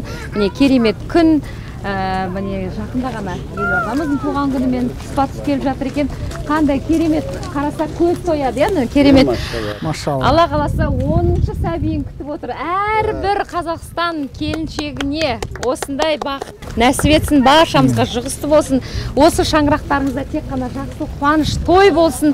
Жиған тергендеріңіз тек жақсылыққа шашылып, міне үлгі тұтар перзенттеріңіз әрқашан сіздердің беделіңізді, абыройыңызды көтеріп жүретін перзенттермен, салих құлдардан болатын перзенттермен мақтанып жүре беріңіздер. Әмин. Құтты болсын, берекелі болсын.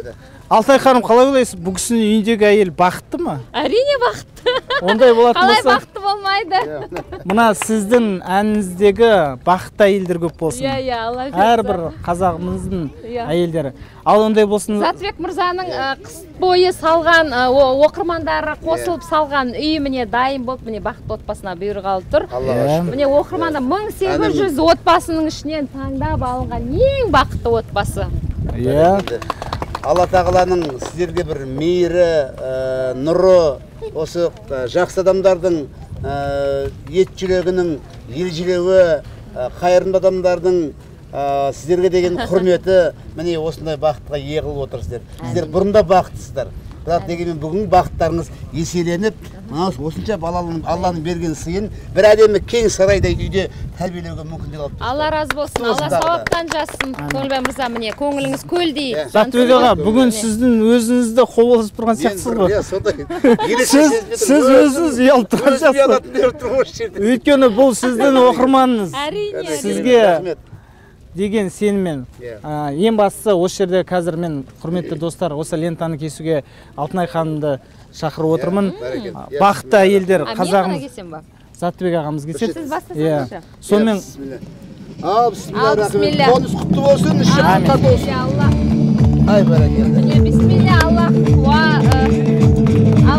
ұлық, тек қана осындай қуаныштар жұмыс болсын баршаңызға.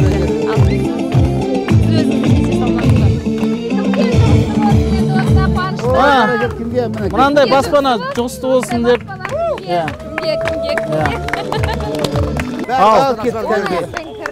Затбек аға, есігіңізді ашыңыз.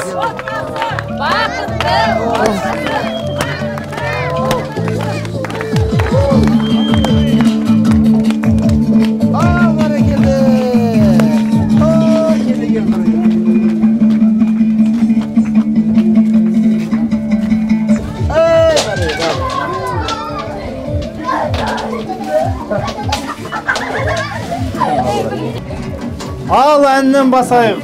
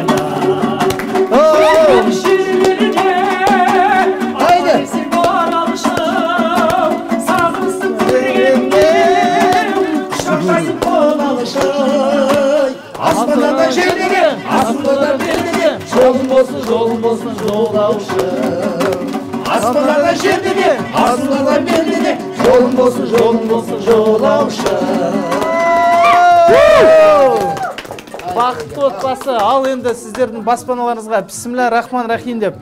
Затбек аға, есіңізде ме, мына жердің бәрі қап-қара кірпіш еді ғой. Кірпіш, ештеңе жоқ тұғын. Мен таң қалып тұрмын, танымай тұрмын бәрін. Ал енді онда отбасыға өзіңіздің мына сүйікті бақытты отбасыларыңызға өзіңіздің оқырмандарыңыздан таңдалып алған үйдің көрсету салтанатын бастайық. Мен адасып қаламын деп тұрмын. Онда мен бастап көрсетейін. Ал енді келіңіздер. Әйгерім, Асхат. Машалла. Мына қараңыздар. Мынау сіздердің ас үйлеріңіз. Керемет па? Қарашы ананы, пеш тұрады. Вау. Бақытты отбасы, қош келдіңіздер дейді. Сіздерге арнайы пісірілген торт. Мынау сіздердің телевизор көретін. Алланың әрісінің қайыры бар. 10 бала шағана келіп атыстыр, Құдай қаласа өмірге.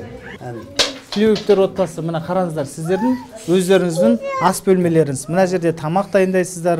Жаңа сіз айтып отыр едіңіз ғой, менің бір кухонный гарнитурым болса екен деп. Енді қараңыз, мына сіздің өзіңіздің ас бөлмеңіз. Ал енді қалай болар, оңай ма? Мынау сіздердің демалып отырып тамақ ішетін жерлеріңіз. Қонақ келсе де осы жерден күтіп аласыздар. Ал мынау телевизорыңыз дайын.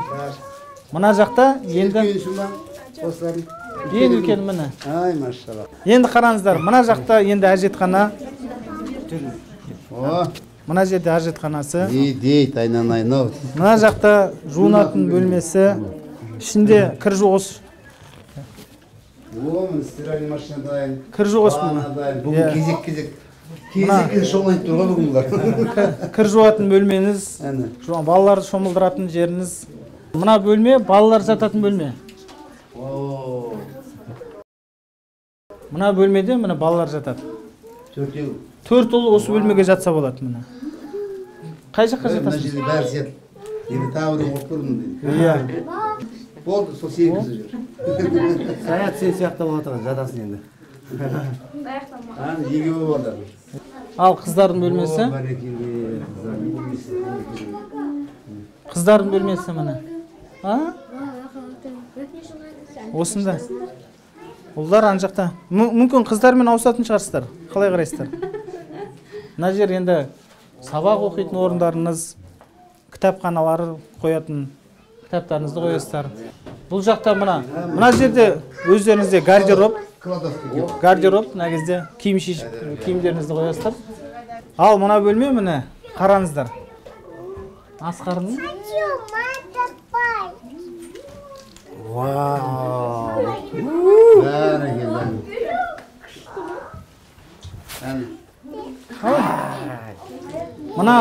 Мына матрас, жаңа айтып келе жатқан ортопедический матрас деген. Бұл матрастың өзі сіздер үшін арнайы Алматы қаласынан тігілген. Мынау жиһаздар сіздердікі. Қалай?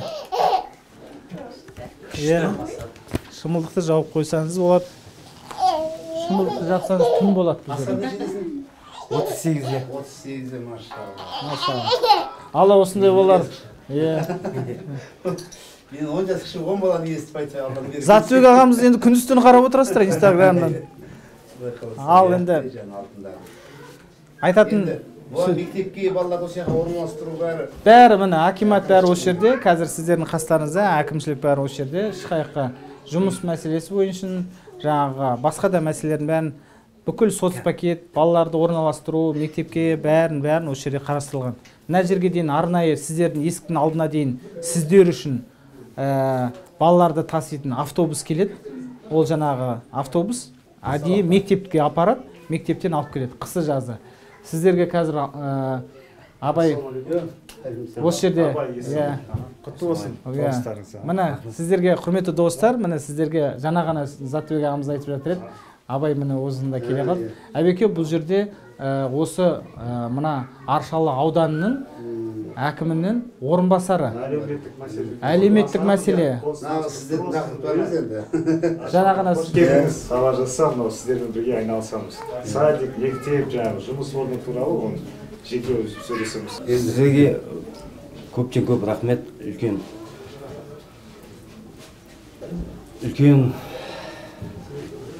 ризашылығымды білдіремін. Алла риза болсын сіздерге. Осындай проекттеріңізді ары қарай алға баса берсін, осындай жобаға жете беріңіздер, барлықтарыңыз. Енді тоқып тұрмын ба? Бүйтейік онда. Әңгімені дастархан басында жалғастырайық. Ал онда дастархан басына жүрейік.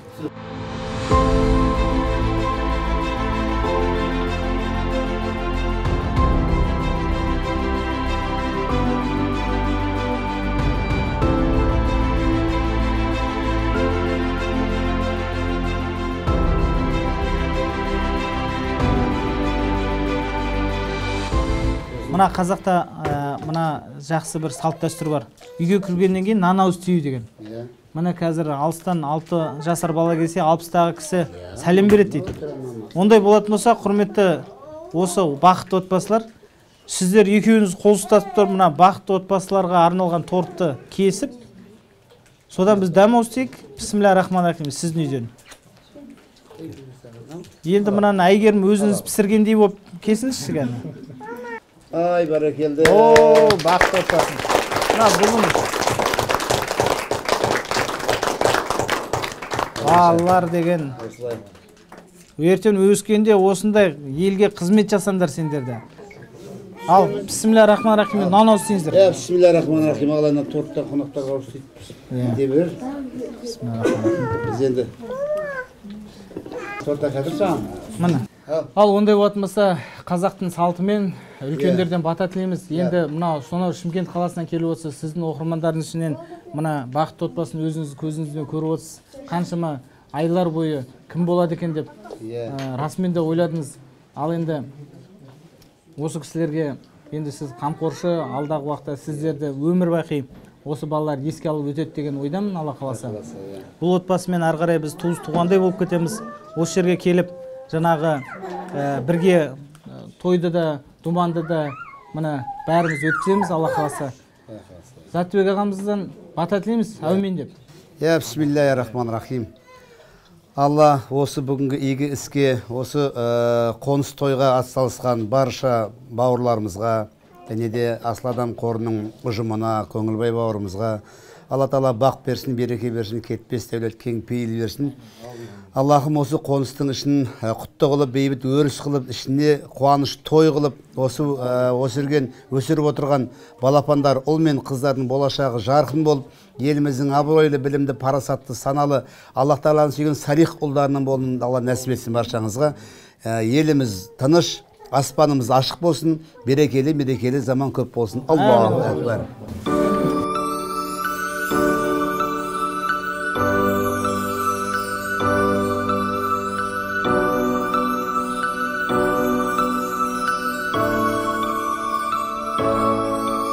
Инстаграм Аманат драйвтан не шықты, ссылка Асыл Адам қоры деп. Сол ссылкамен заявка тастап көрдік, Заттыбек мырза оқырманына. Сол кісіге тіркеліп, сол кісінің атынан не тапсырдық.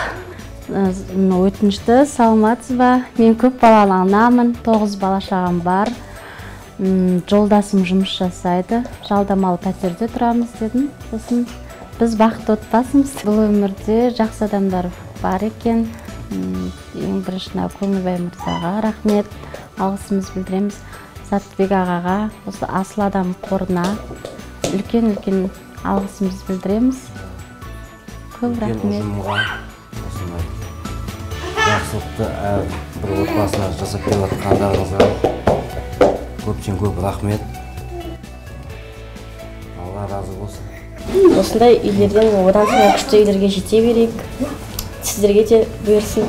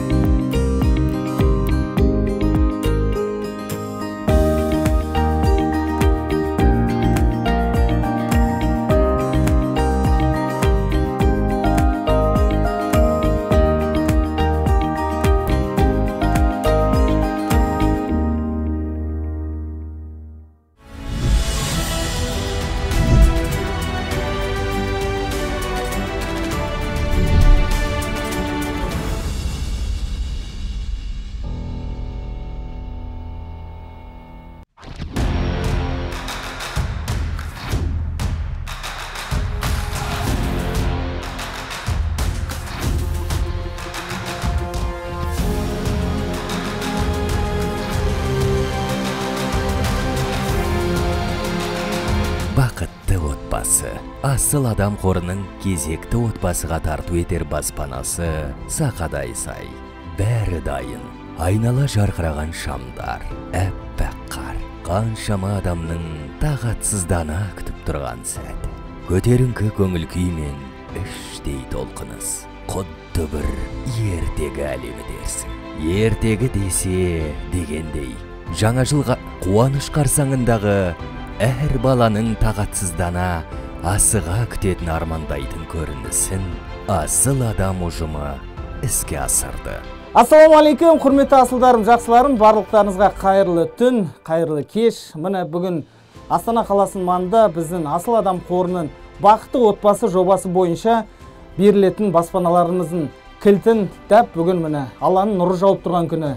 Осындай керемет жаңа жылдың қарсаңында сондай балалардың арманы орындалатын, отбасының армандары орындалатын, сондай керемет шақтарда біз қазір бүкіл халықтың алдында сол бақытты отбасыларын күткелі тұрмыз. Сәлден кейін осы отбасының қандай отбасы екенін, олардың бақытты болуына қандай себептері, құпиялар бар екенін сіздер білетін боласыздар. Осы керемет кешті сіздермен бөлісуге әдейі арнайы Астана қаласы және де бүкіл Қазақстанға танымал Жанерке қарындасымызға осы үйдің кілтін беруге, сіздермен осы бақытты отбасының бақытын бөлісуге шақырған болатынбыз. Әрине сізді Алланың берген бақытты отбасылардың қатарындасыз. Отбасыңызбен өзіңіздің ең бір сүйікті күндеріңізді бүкіл Инстаграмнан бүкіл әлем Қазақстан көріп отыр. Бірақ енді сіздің отбасыңыздың осы жердегі кішкентай болса да, және де сіздің инста парақшаңыздағы оқырмандарыңыздың да көмегі тиді десем болады. Атап айтатын болсақ, осы жақын арада Асыл адам қорының осындай жобасына қатысып жатырмын, көмектесіңіздерші дегенде сізге қаншама сіздің оқырмандарыңыз көмектесті. Оның ішінде біреу әкеп перде берсе, біреу әкеп диван берсе, екіншісі мына әрлеу мәселелеріне тағы да жаңағы өзінің үлесін қосты. Сонымен қатар бізді қалыс қалған жоқпыз. Сіздерден ең жақсы күнді күттік. Ал енді сол күнде біздің бақытты отбасымызға өзіңіздің үйіңізде ілініп тұрған үймелі шамдарыңызды өзіңіздің үйіңізде тұрған беріп жатсыз. Бұл да сіздің осы қайырымдылық іске қосқан үлесіңіз деп білеміз. Және де осы үйдегі қазіргі отбасылардың мәңгілік есінде бақытты отбасылардың балаларының арманы орындалған сәтінде сіздің жарық шамдарыңызға қарап керемет шақтарын өткізеді деген ойдамыз. Сондықтан сізге алғысымызды айтамыз. Ал енді бірер минутта сіз қандай отбасын күтесіз қазір?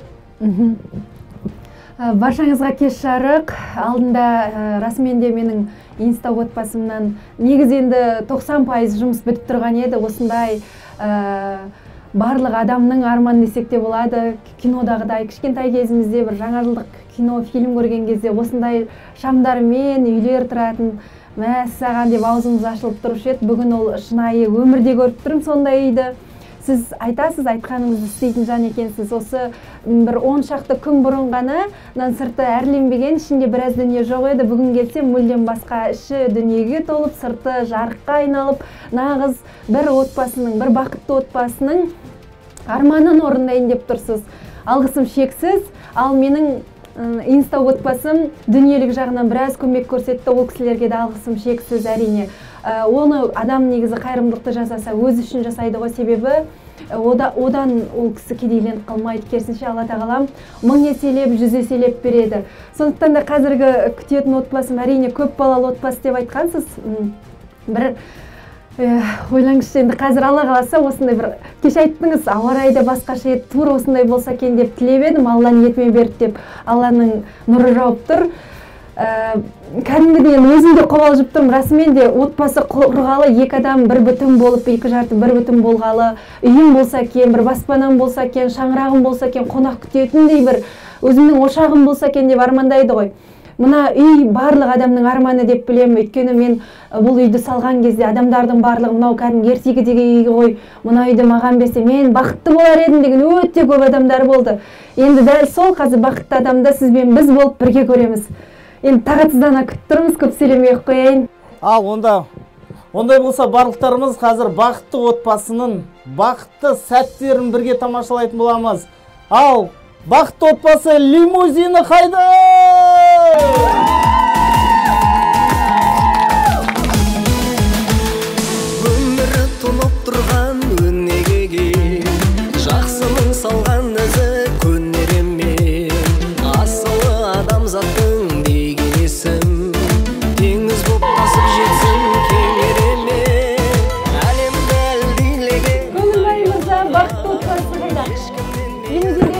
айтып жатыр ғой.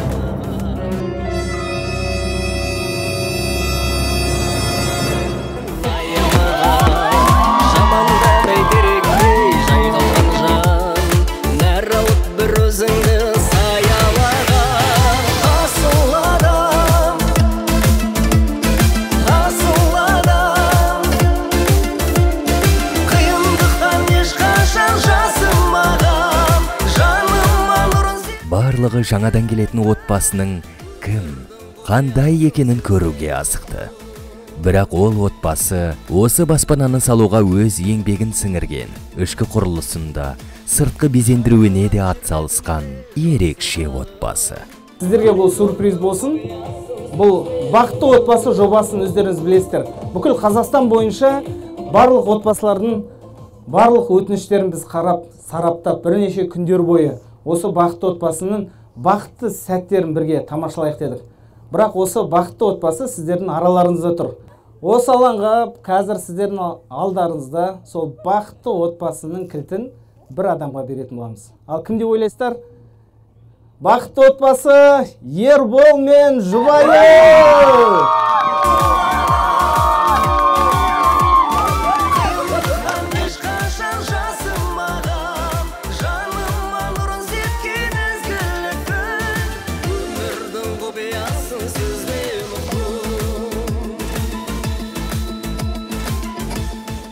Құрметті достар, осыдан бірнеше айлар бұрын Шымкент қаласынан маған кеңсеге екі жігіт кірген болатын. Біреуі осы Ербол, қасында досымен. Аға, біз осы кәсіп бастайық деп едік. Соған жұмысқа бізді алсаңыз деген болатын. Қазіргі уақытта осы жігіт сол цехтың ішінде осы жолдасы екеуі сол жерде бір бөлмеде тұрып жатыр. Әрине бақытты отбасы, 5 бала шағасы бар. Гүлназ келін екеуі, енді келін деп айтсам болады, өйткені біз бақытты отбасылардың бәріне өзіміз сондай бір көзқараспен қараймыз. Ербол кешеден бері осы жерде жұмыс жасап жүргенін көрдіңіздер, және осы жерде сыпырып, және қарын тазалап, мына үйді алған адам керемет бір сезімде болады шығар деп жүрген тұғыр. Қазір міне сіздердің алдарыңызда Ербол мен Гүлназдың отбасына!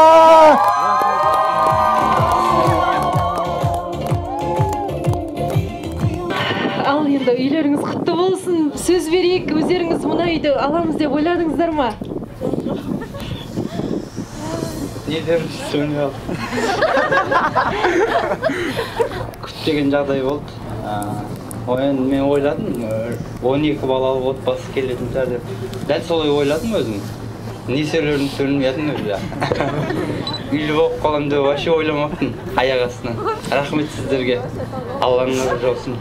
Көршілер! Рахмет, бізде үйлі боламыз деп ойламадым мен де.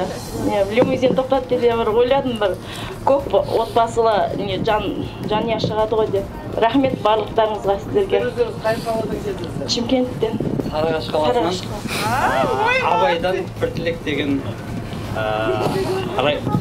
деген ауданнан келіп. 5 балам бар. Әзір үлкені 4-ші класс оқиды. Кішкентайымыз қалғандары. Біреуі 4-еуі мектепке барады әзір ауылда. Соны көктемде алып келеміз дегенбіз қалаға қаласа. Көктемде қайда тұрамын деп ойладыңыз? Мен сол жерде цехта тұрамыз деп. Цехта тұрамыз деп ойладым. Ол мүмкін емес бұл, қалай мен аламыз, бізге бұйырады деп вообще ойламадық. Цехта 4 баламен тұру қиын болды ғой. Бір бөлмеде тұрамыз деп ойладық сол жерде.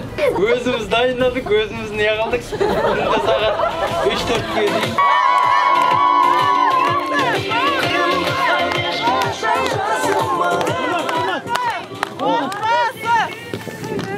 Құрметті достар, барлықтарыңыздың эмоцияларыңызды көріп тұрмыз. Бақытты отбасы деген ол сіздер ойлағандай бір бейшара отбасы емес. Әрине, біздің бақытты отбасылар осы жерде тұрып жатқан.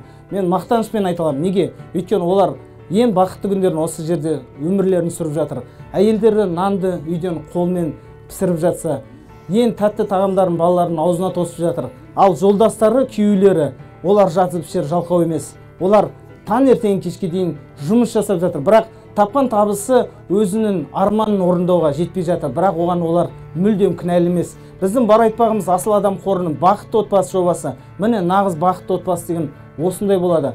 Ербол туралы айтатын болсақ, Ербол қазір Гүлназ келіні екеуі осы Астанаға келгелі біздің қандай да болса да суыққа да ыстыққа да төземіз деп бір-біріне деген махаббаттарына берік болып кешегіндей жағдайда үйлер қымбаттап кеткен жағдайда бұлар әрине үйлерінің ақшасын төлеп ары қарай өмір сүру Астанада өте қиын болды. Сондықтан біздің цехтың бір бөлмесінде өздерінің күндерін кешіп жатырмын. Мен біздің осы Ерболдың әйелінің қолынан шай іштім. Жақсы отбасы екенін бақылап қарадым. Бірақ кешегі сіздердің таңдау кезінде біз кімді таңдаймыз деп осы бақытты отбасылармен де ақылдасқан болатынбыз. Осы таңдауды бізге кеңес берген осы жерде сіздердің араларыңызда да бақытты отбасы бар ғой. Кеше ғана біздің үйде мына үйдің кілтін бергенде Ербол мен Қожабек үйдің артында салют атқан болатын. Бүгін міне тура сіздер салют атуға дайын тұрдыңыздар. Ананың бәрін сыпырып, сондай кезде бізге кеңес берген осы жерге ең бірінші осы жерге келген бақытты отбасылар Риза ханымды шақырғым келіп отыр. Риза ханым, осы отбасының бақытты болуына сіз тікелей себепкер болдыңыз десем болады. Неге дейсіз ғой? Өйткені біз кімді таңдаймын деген кезде, қастарында жүр ғой, көздерін ашып қараңдар деген кезде, мен расымен сіздің 5 балаңыз бар екен білмейді екенмін. Расымен сіздің жолдасыңыз осындай, өйткені сол кезде сіздер мына үйге дайындық жасаған кезде Ризаның үйінде балаларыңызды тастап кеткенсіздер, дұрыс па? Сол балаларыңызды тастап кеткен кезде Риза сіздердің балаларыңызға қарап отқан екен. Сонымен Риза ханым, мына жүр ғой қастарында деп. Осы кісінің кеңесі болды. Сондықтан біз Жанерке ханым ең бақытты отбасын таңдадық. Әрине бұл кісілер қазіргі уақытта сізге де, бүкіл халыққа да, бүкіл адамдардың бәріне алғысы шексіз. Ең бастысы міне Риза ханым, сіз ризасыз ба өзіңіз? Көп уақыт бойы көңіл мырзалар енді семья деген өте көп қой. Сосын бұл кісі үйге келіп бір шай беріп отырғанда мына кісілер бірге келіп отырады ғой енді. Үйге келген кезде айтты, осылай бір жанұяны таба алмай жатырмыз, кісі көп, шынымен бақытты отбасы, сендер сияқты бір отбасы табылса бізге деп. Сосын мен айттым, Көңілбай мырза, сіздің жаныңызда жұмыс істейтін ана Арықша деген жігіт бар ғой дедім. Сол жігіттің дедім кішкентай көп-ау дедім. Өйткені Айгерімдерге үй берген кезде ұсақ балаларымен келді. Сол бір кішкентай бөбегін біздің төсекке апарып жатқызып қойды дедім. Енді ол кезде әлі 1 айлық па, 3 айлық. Сол кісіге неге бермейсіз деп едім. Ол кісі ойланып қалды. Мен бірақ шын ойлаған жоқпын, Көңілбай мырза бұл кісілерге береді депші. Менікі жай ниет қой енді. Өзім айттым, осы кісілер неге осы сізде жұмыс жасап. Мен де осылай деп айтып едім. Ол кісі ойланып қалып, шын қазір толып тұрмышы қатты. Жылағым келіп тұр. Сізге Алла разы болсын, Көңілбай мырза. Сіз бізді жылда қуантудан бір талмайсыз да. Бүгін де бізге сондай бір керемет сыйлық әкеп беріп тұр, Құран кітабын әкеп беріп тұр да бүгін жолдасымашы. Мен соған да жылағым келіп тұр, сондай керек. Биылғы арманыма жасұланда бір Құран кітабын дайындап қойсам деп ойлап едім. Сол арманды сіз істеп тұрсыз. Біздің балаларымыздың жүргені де, күлгені де, жылағандары да, үйде жүргендері де сізге сауаптан. Осы 3 үй енді алып 4-ші үй қосылып жатыр. Енді біз тек қана ысыланған енді Құранға мен кетсем бе деп отырмын. Әрбір оқыған әрпімізде сізге Аллах тағала 1000 есе, 1000-даған, миллиондаған сауаптан жассын. Разымыз сізге. Алқыстан сұра.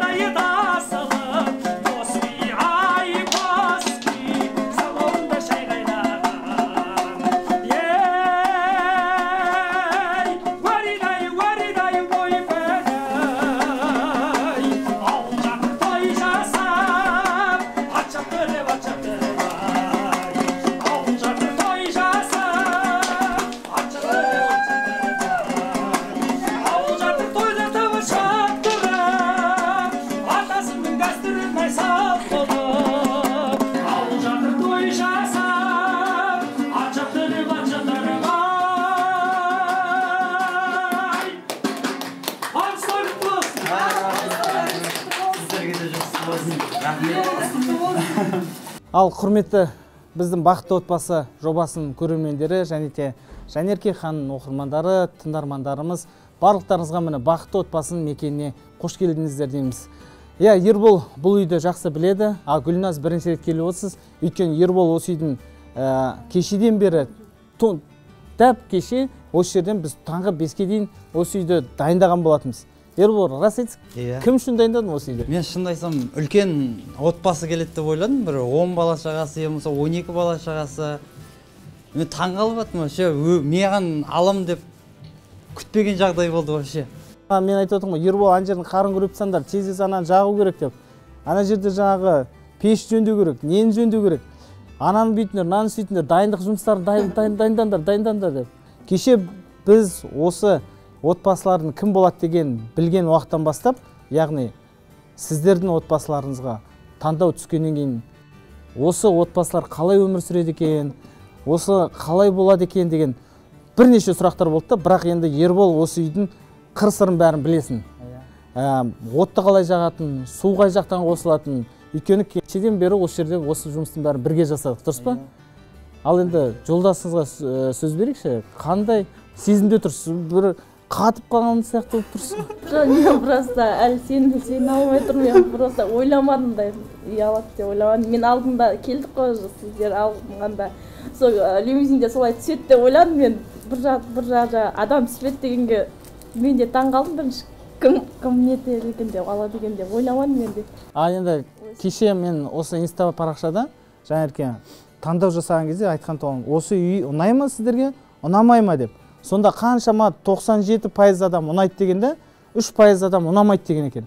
Содан бізде осы жерде SMM мамандар қарап шықса, фамилияларыңыз Ойықов па?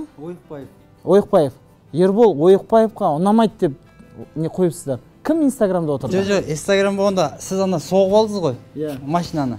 Соны оқыппын мен, ана жаурап тұрып, ана соғылған ұнай ма, ұнамай ма деп солай түсінттім да, кейін барып, опа, мына 98, мына 2%, неге олай басылып кетті? Мен бұлай ойлап, ана соғылған кезінде ұнай ма, ұнамай ма, енді ұсталып отыр деп, солай айтып отыр деп, солай сасып көр, жаңа ұнамайды ондай соққан деп, солай не қылып қалдым ғой мен. Сөйтсем, қарасам басқа нәрсе шығып кетті да, мына жақтан 98% деп, опа дегенсін өзімде алдын басып жүргем ғой. Мен бүгін сол сіз ұнамайды деп басқаннан кейін ойладым да, бұл үй неге ұнамай қалды екен деп. Жоқ, жаңылысып кетіп басқам ғой. Қайтадан ұнайды деп баспайсың ба? Басылмайды ғой, анау қайта-қайта басам, басылмайды. Ана машинаны, көлікті арқасын соғған кейін, мен де жаным ашып ана жерде, неге столбыны жерге қоқып қойған деп, ұнамайды столбы деп, неға жүргем ғой. Солай жаңылыс басылып кеткен ана кнопкасы. Негізі акимат столбты дұрыс қоймаған, айтпесе мен жақсы келе жатқанмын. Ал енді қазіргі мәселеде былай қарайықшы. 5 балаңыздың 4-еуі ата-анаңыздың қолында. Кімнің әкесі шешесі қарап отыр қазір? Мен әке шешем, біз өзіміз отбасымызда 2 ұлмыз, әке шешем бар. Әкем 60-шы жылғы, мамам 63-ші жылғы. Әзір әкем әкімшілікте андай неде жұмыс істейді, 70 мың теңге зарплатада. Үйіміз бар, шаңырағымыз. Сол жерде бала шағам енді мектепте оқып жүргеннен кейін сендер жайғасып алыңдар, цехтарыңды жаңағыдай аға үлкейтіп жатыр осындай дегеннен кейін, онда сендер көктемде алып кетіңдер балдарыңды. Әзірше оқып тұрсын, қиналып қаласыңдар дегеннен кейін балдарымыз. Әкеңіз әкімшілікте кім болып істейді? Әкем жоқ ондай емес.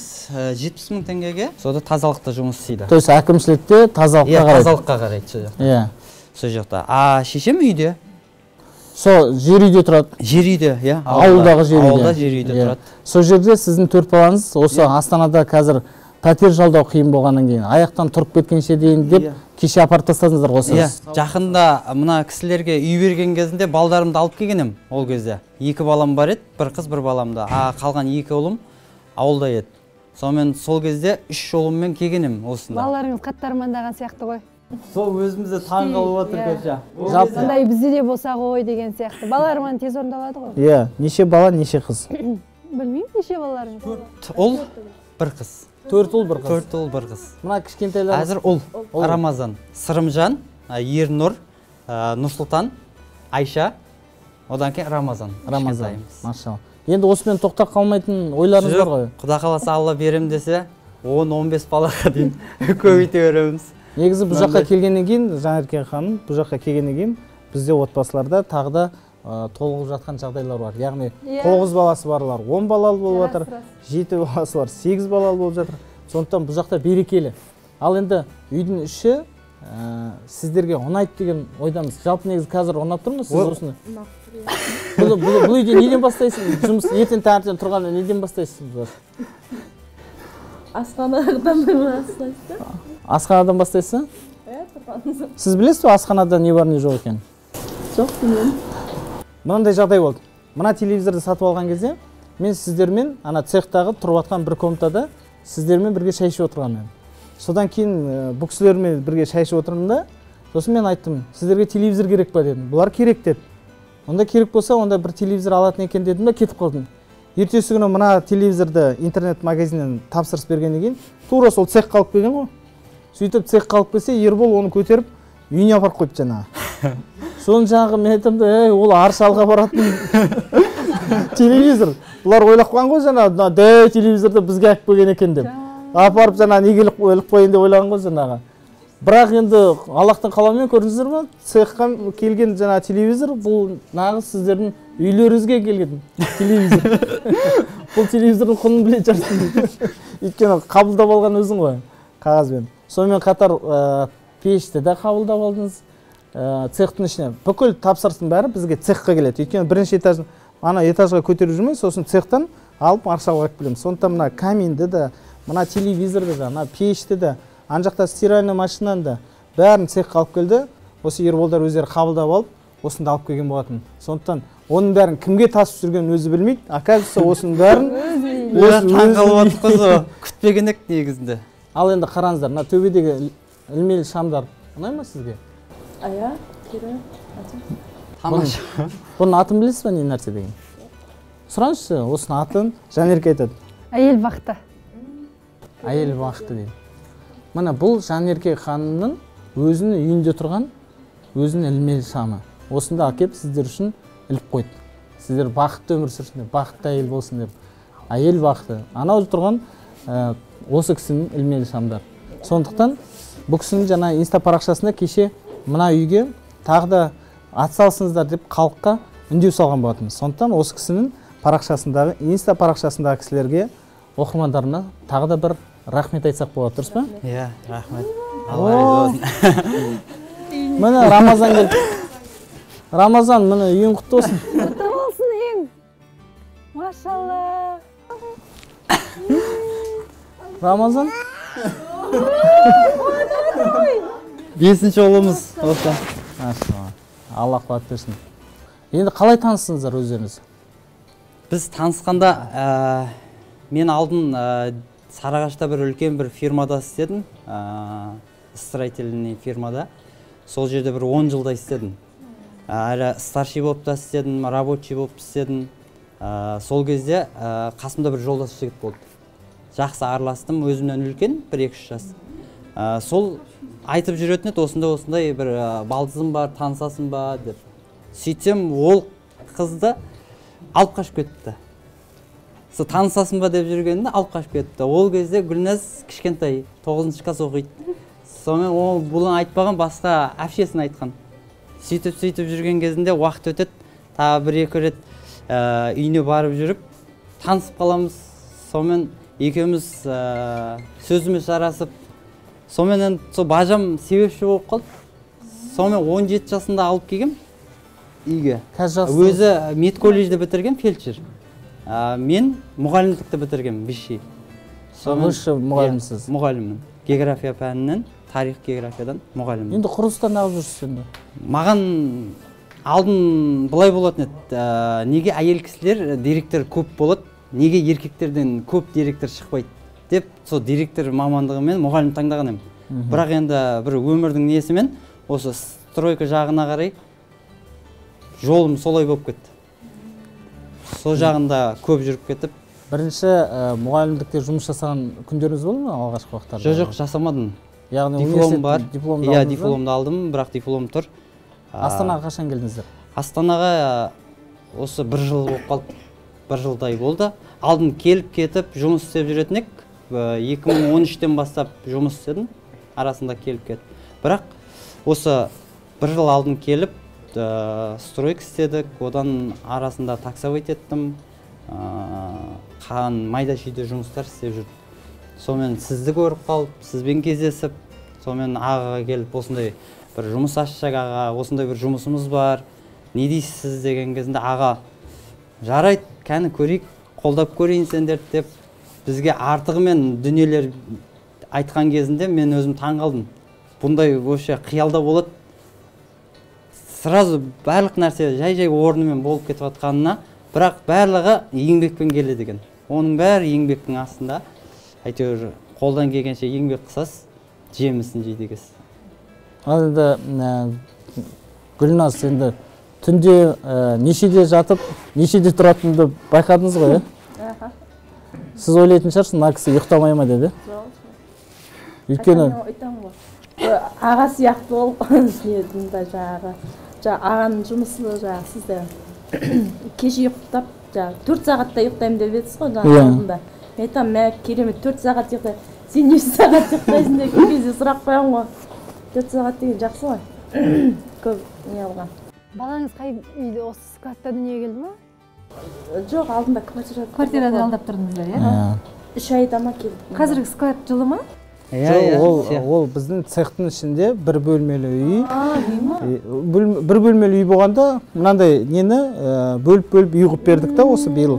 Осы кісілерді, мен Ербол ең бірінші келген кезде, жалпы Ербол болсын, қасында жігіттер келген кезде, мен ол кісілердің семьясы бар деп ойлаған жоқпын. Кейін бірақ қарасам, бұл кісілердің балалары, шағасы бәрі бар екен. Мен айттым, мына бөлмелерді онда өздерін ремонттап алыңдар, сосын кейін мына жақта тұра беріңдер дедім. Сөйтіп сол жерлерді өздері қолдарымен ремонттап, сол жерде жаңағы тұрып жатқан. Ондай болатын болса, біз сізге тапсырамыз. Ары қарай үйдің ішін.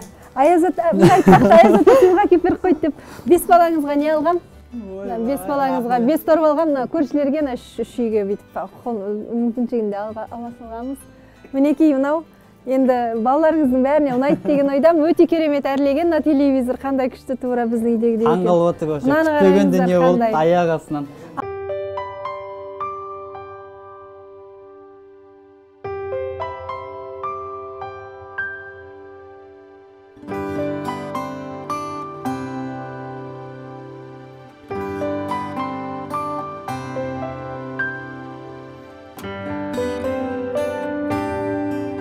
Жәнерке ханым, енді үйдің ішін өзіңіз таныстыра беріңіз. Біз енді рұқсат болса сыртқа шығып. Мынау міне залдарыңыз, көріп тұрсыздар ғой, барлығы, енді штор, барлығы жаңа кілем, телевизор, шырша, диван.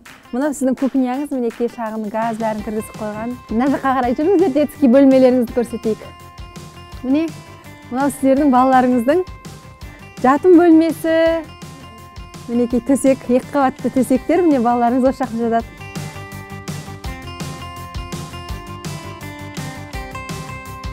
Міне үстіне лестница, балалар жақсы көреді ғой, екінші этажға мен жатамын деп талас жүрмейді, 2 төсек бар. 4 балаңыз келсе топ ете қалады 4-еуі мына жерге. Ал жүріңіздер, екінші детский біреу ғана емес, 2 бар. Екіншісін енді өздеріңіздің рабочий бөлме қылып алсаңыздар да болады, или көбейесіздер ғой, Алла қаласа. Ал қараңыздар, екінші жақта да осындай 2 төсек бар, қараңыздар. Бұл жақта енді тағы да көбейе жатарсыздар. Иә, бір бөлме қыздардікі, бір... Иә, ұлдардікі деп бөліп тастайсыз, болды.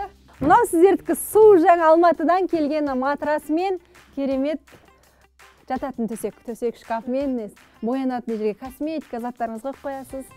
Қалай сізге, ұнап жатыр ма? Мамық төсек. Сенбей жатыр әлі. Секіріп жатып қалсаң болады, секірсең болады, десің. Сенбей жатыр ма?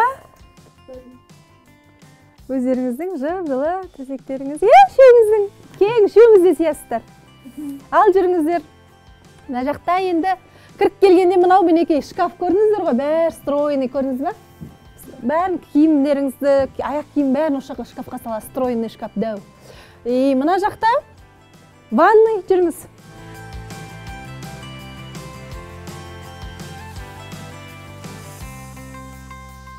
Ал мынау холл, Екінші этаж істеймін десеңіздер, екінші этажды істеп алсаңыз болады, ана жақтан лестница қойып істеп аласыздар, ана жақта сол склад тұр.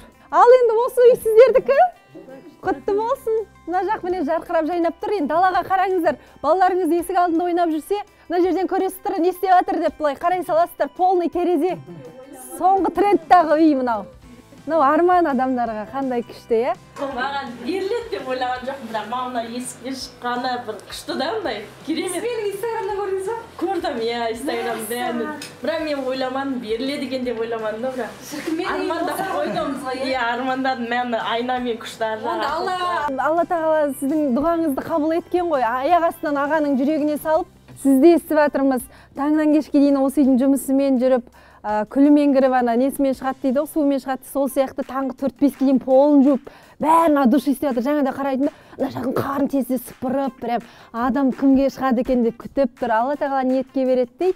Енді бұл құтты шаңырақтарыңыздан тек қана жақсылық болсын, той думан болсын, балаларыңыздың болашағы керемет болсын, осы үйден керемет балалар тәрбиеленіп шықсын. Бәрі жақсы болсын дегім келеді. Құтты болсын үйлеріңіз.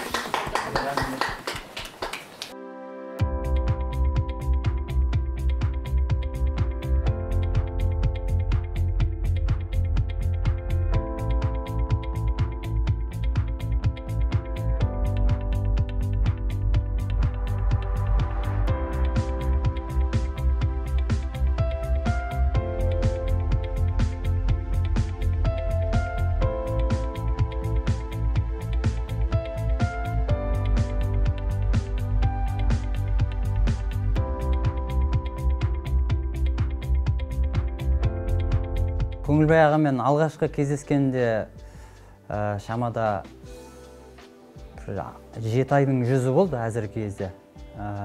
Енді 7 айда жүзі кездескен кезінде алғашқында мені Дәулетхан деген жігіт таныстырды, о кісімен апарып.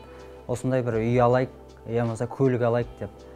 Сонымен барып, о кісімен кездестік бас кезінде. Сонымен жолықтық. Сөйтіп о кісінің шыншыл айтқан әңгімелері, дұрыс бұлай бағдар көрсетіп отқанын естіп, не қылып, кәні бізде ақша жинап, осындай үй алсақ, болмаса көлік алсақ деген әрекет жасадық.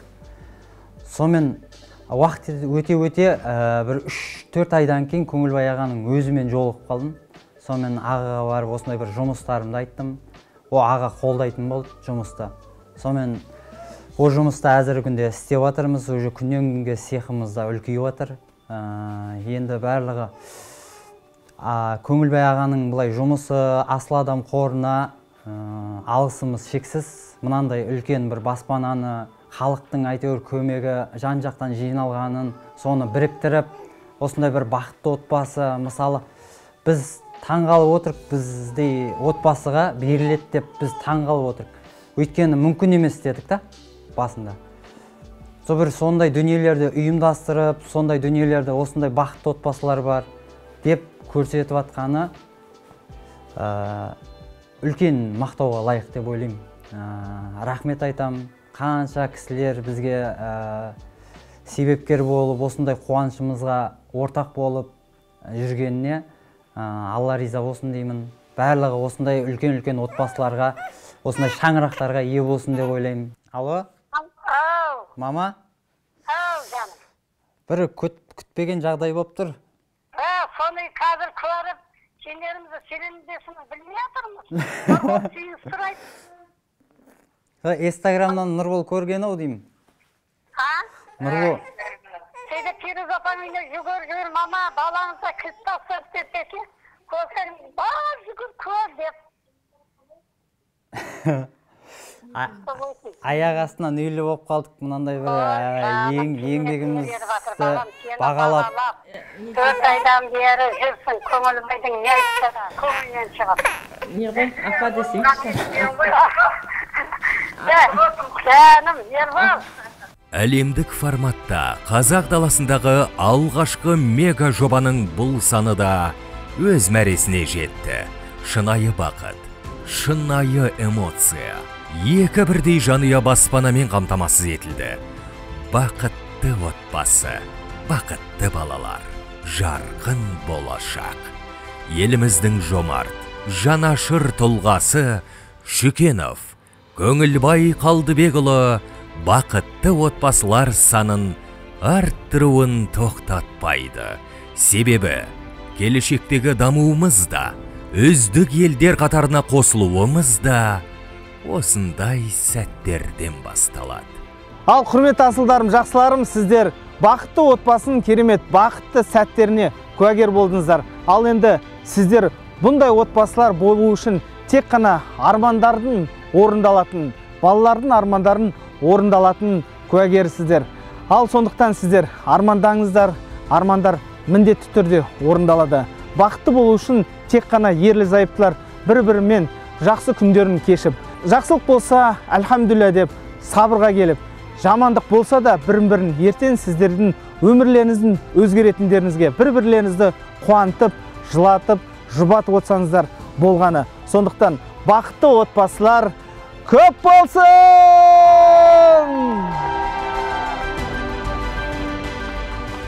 Келесі бақытты отбасы қуанышында қайта кездескенше.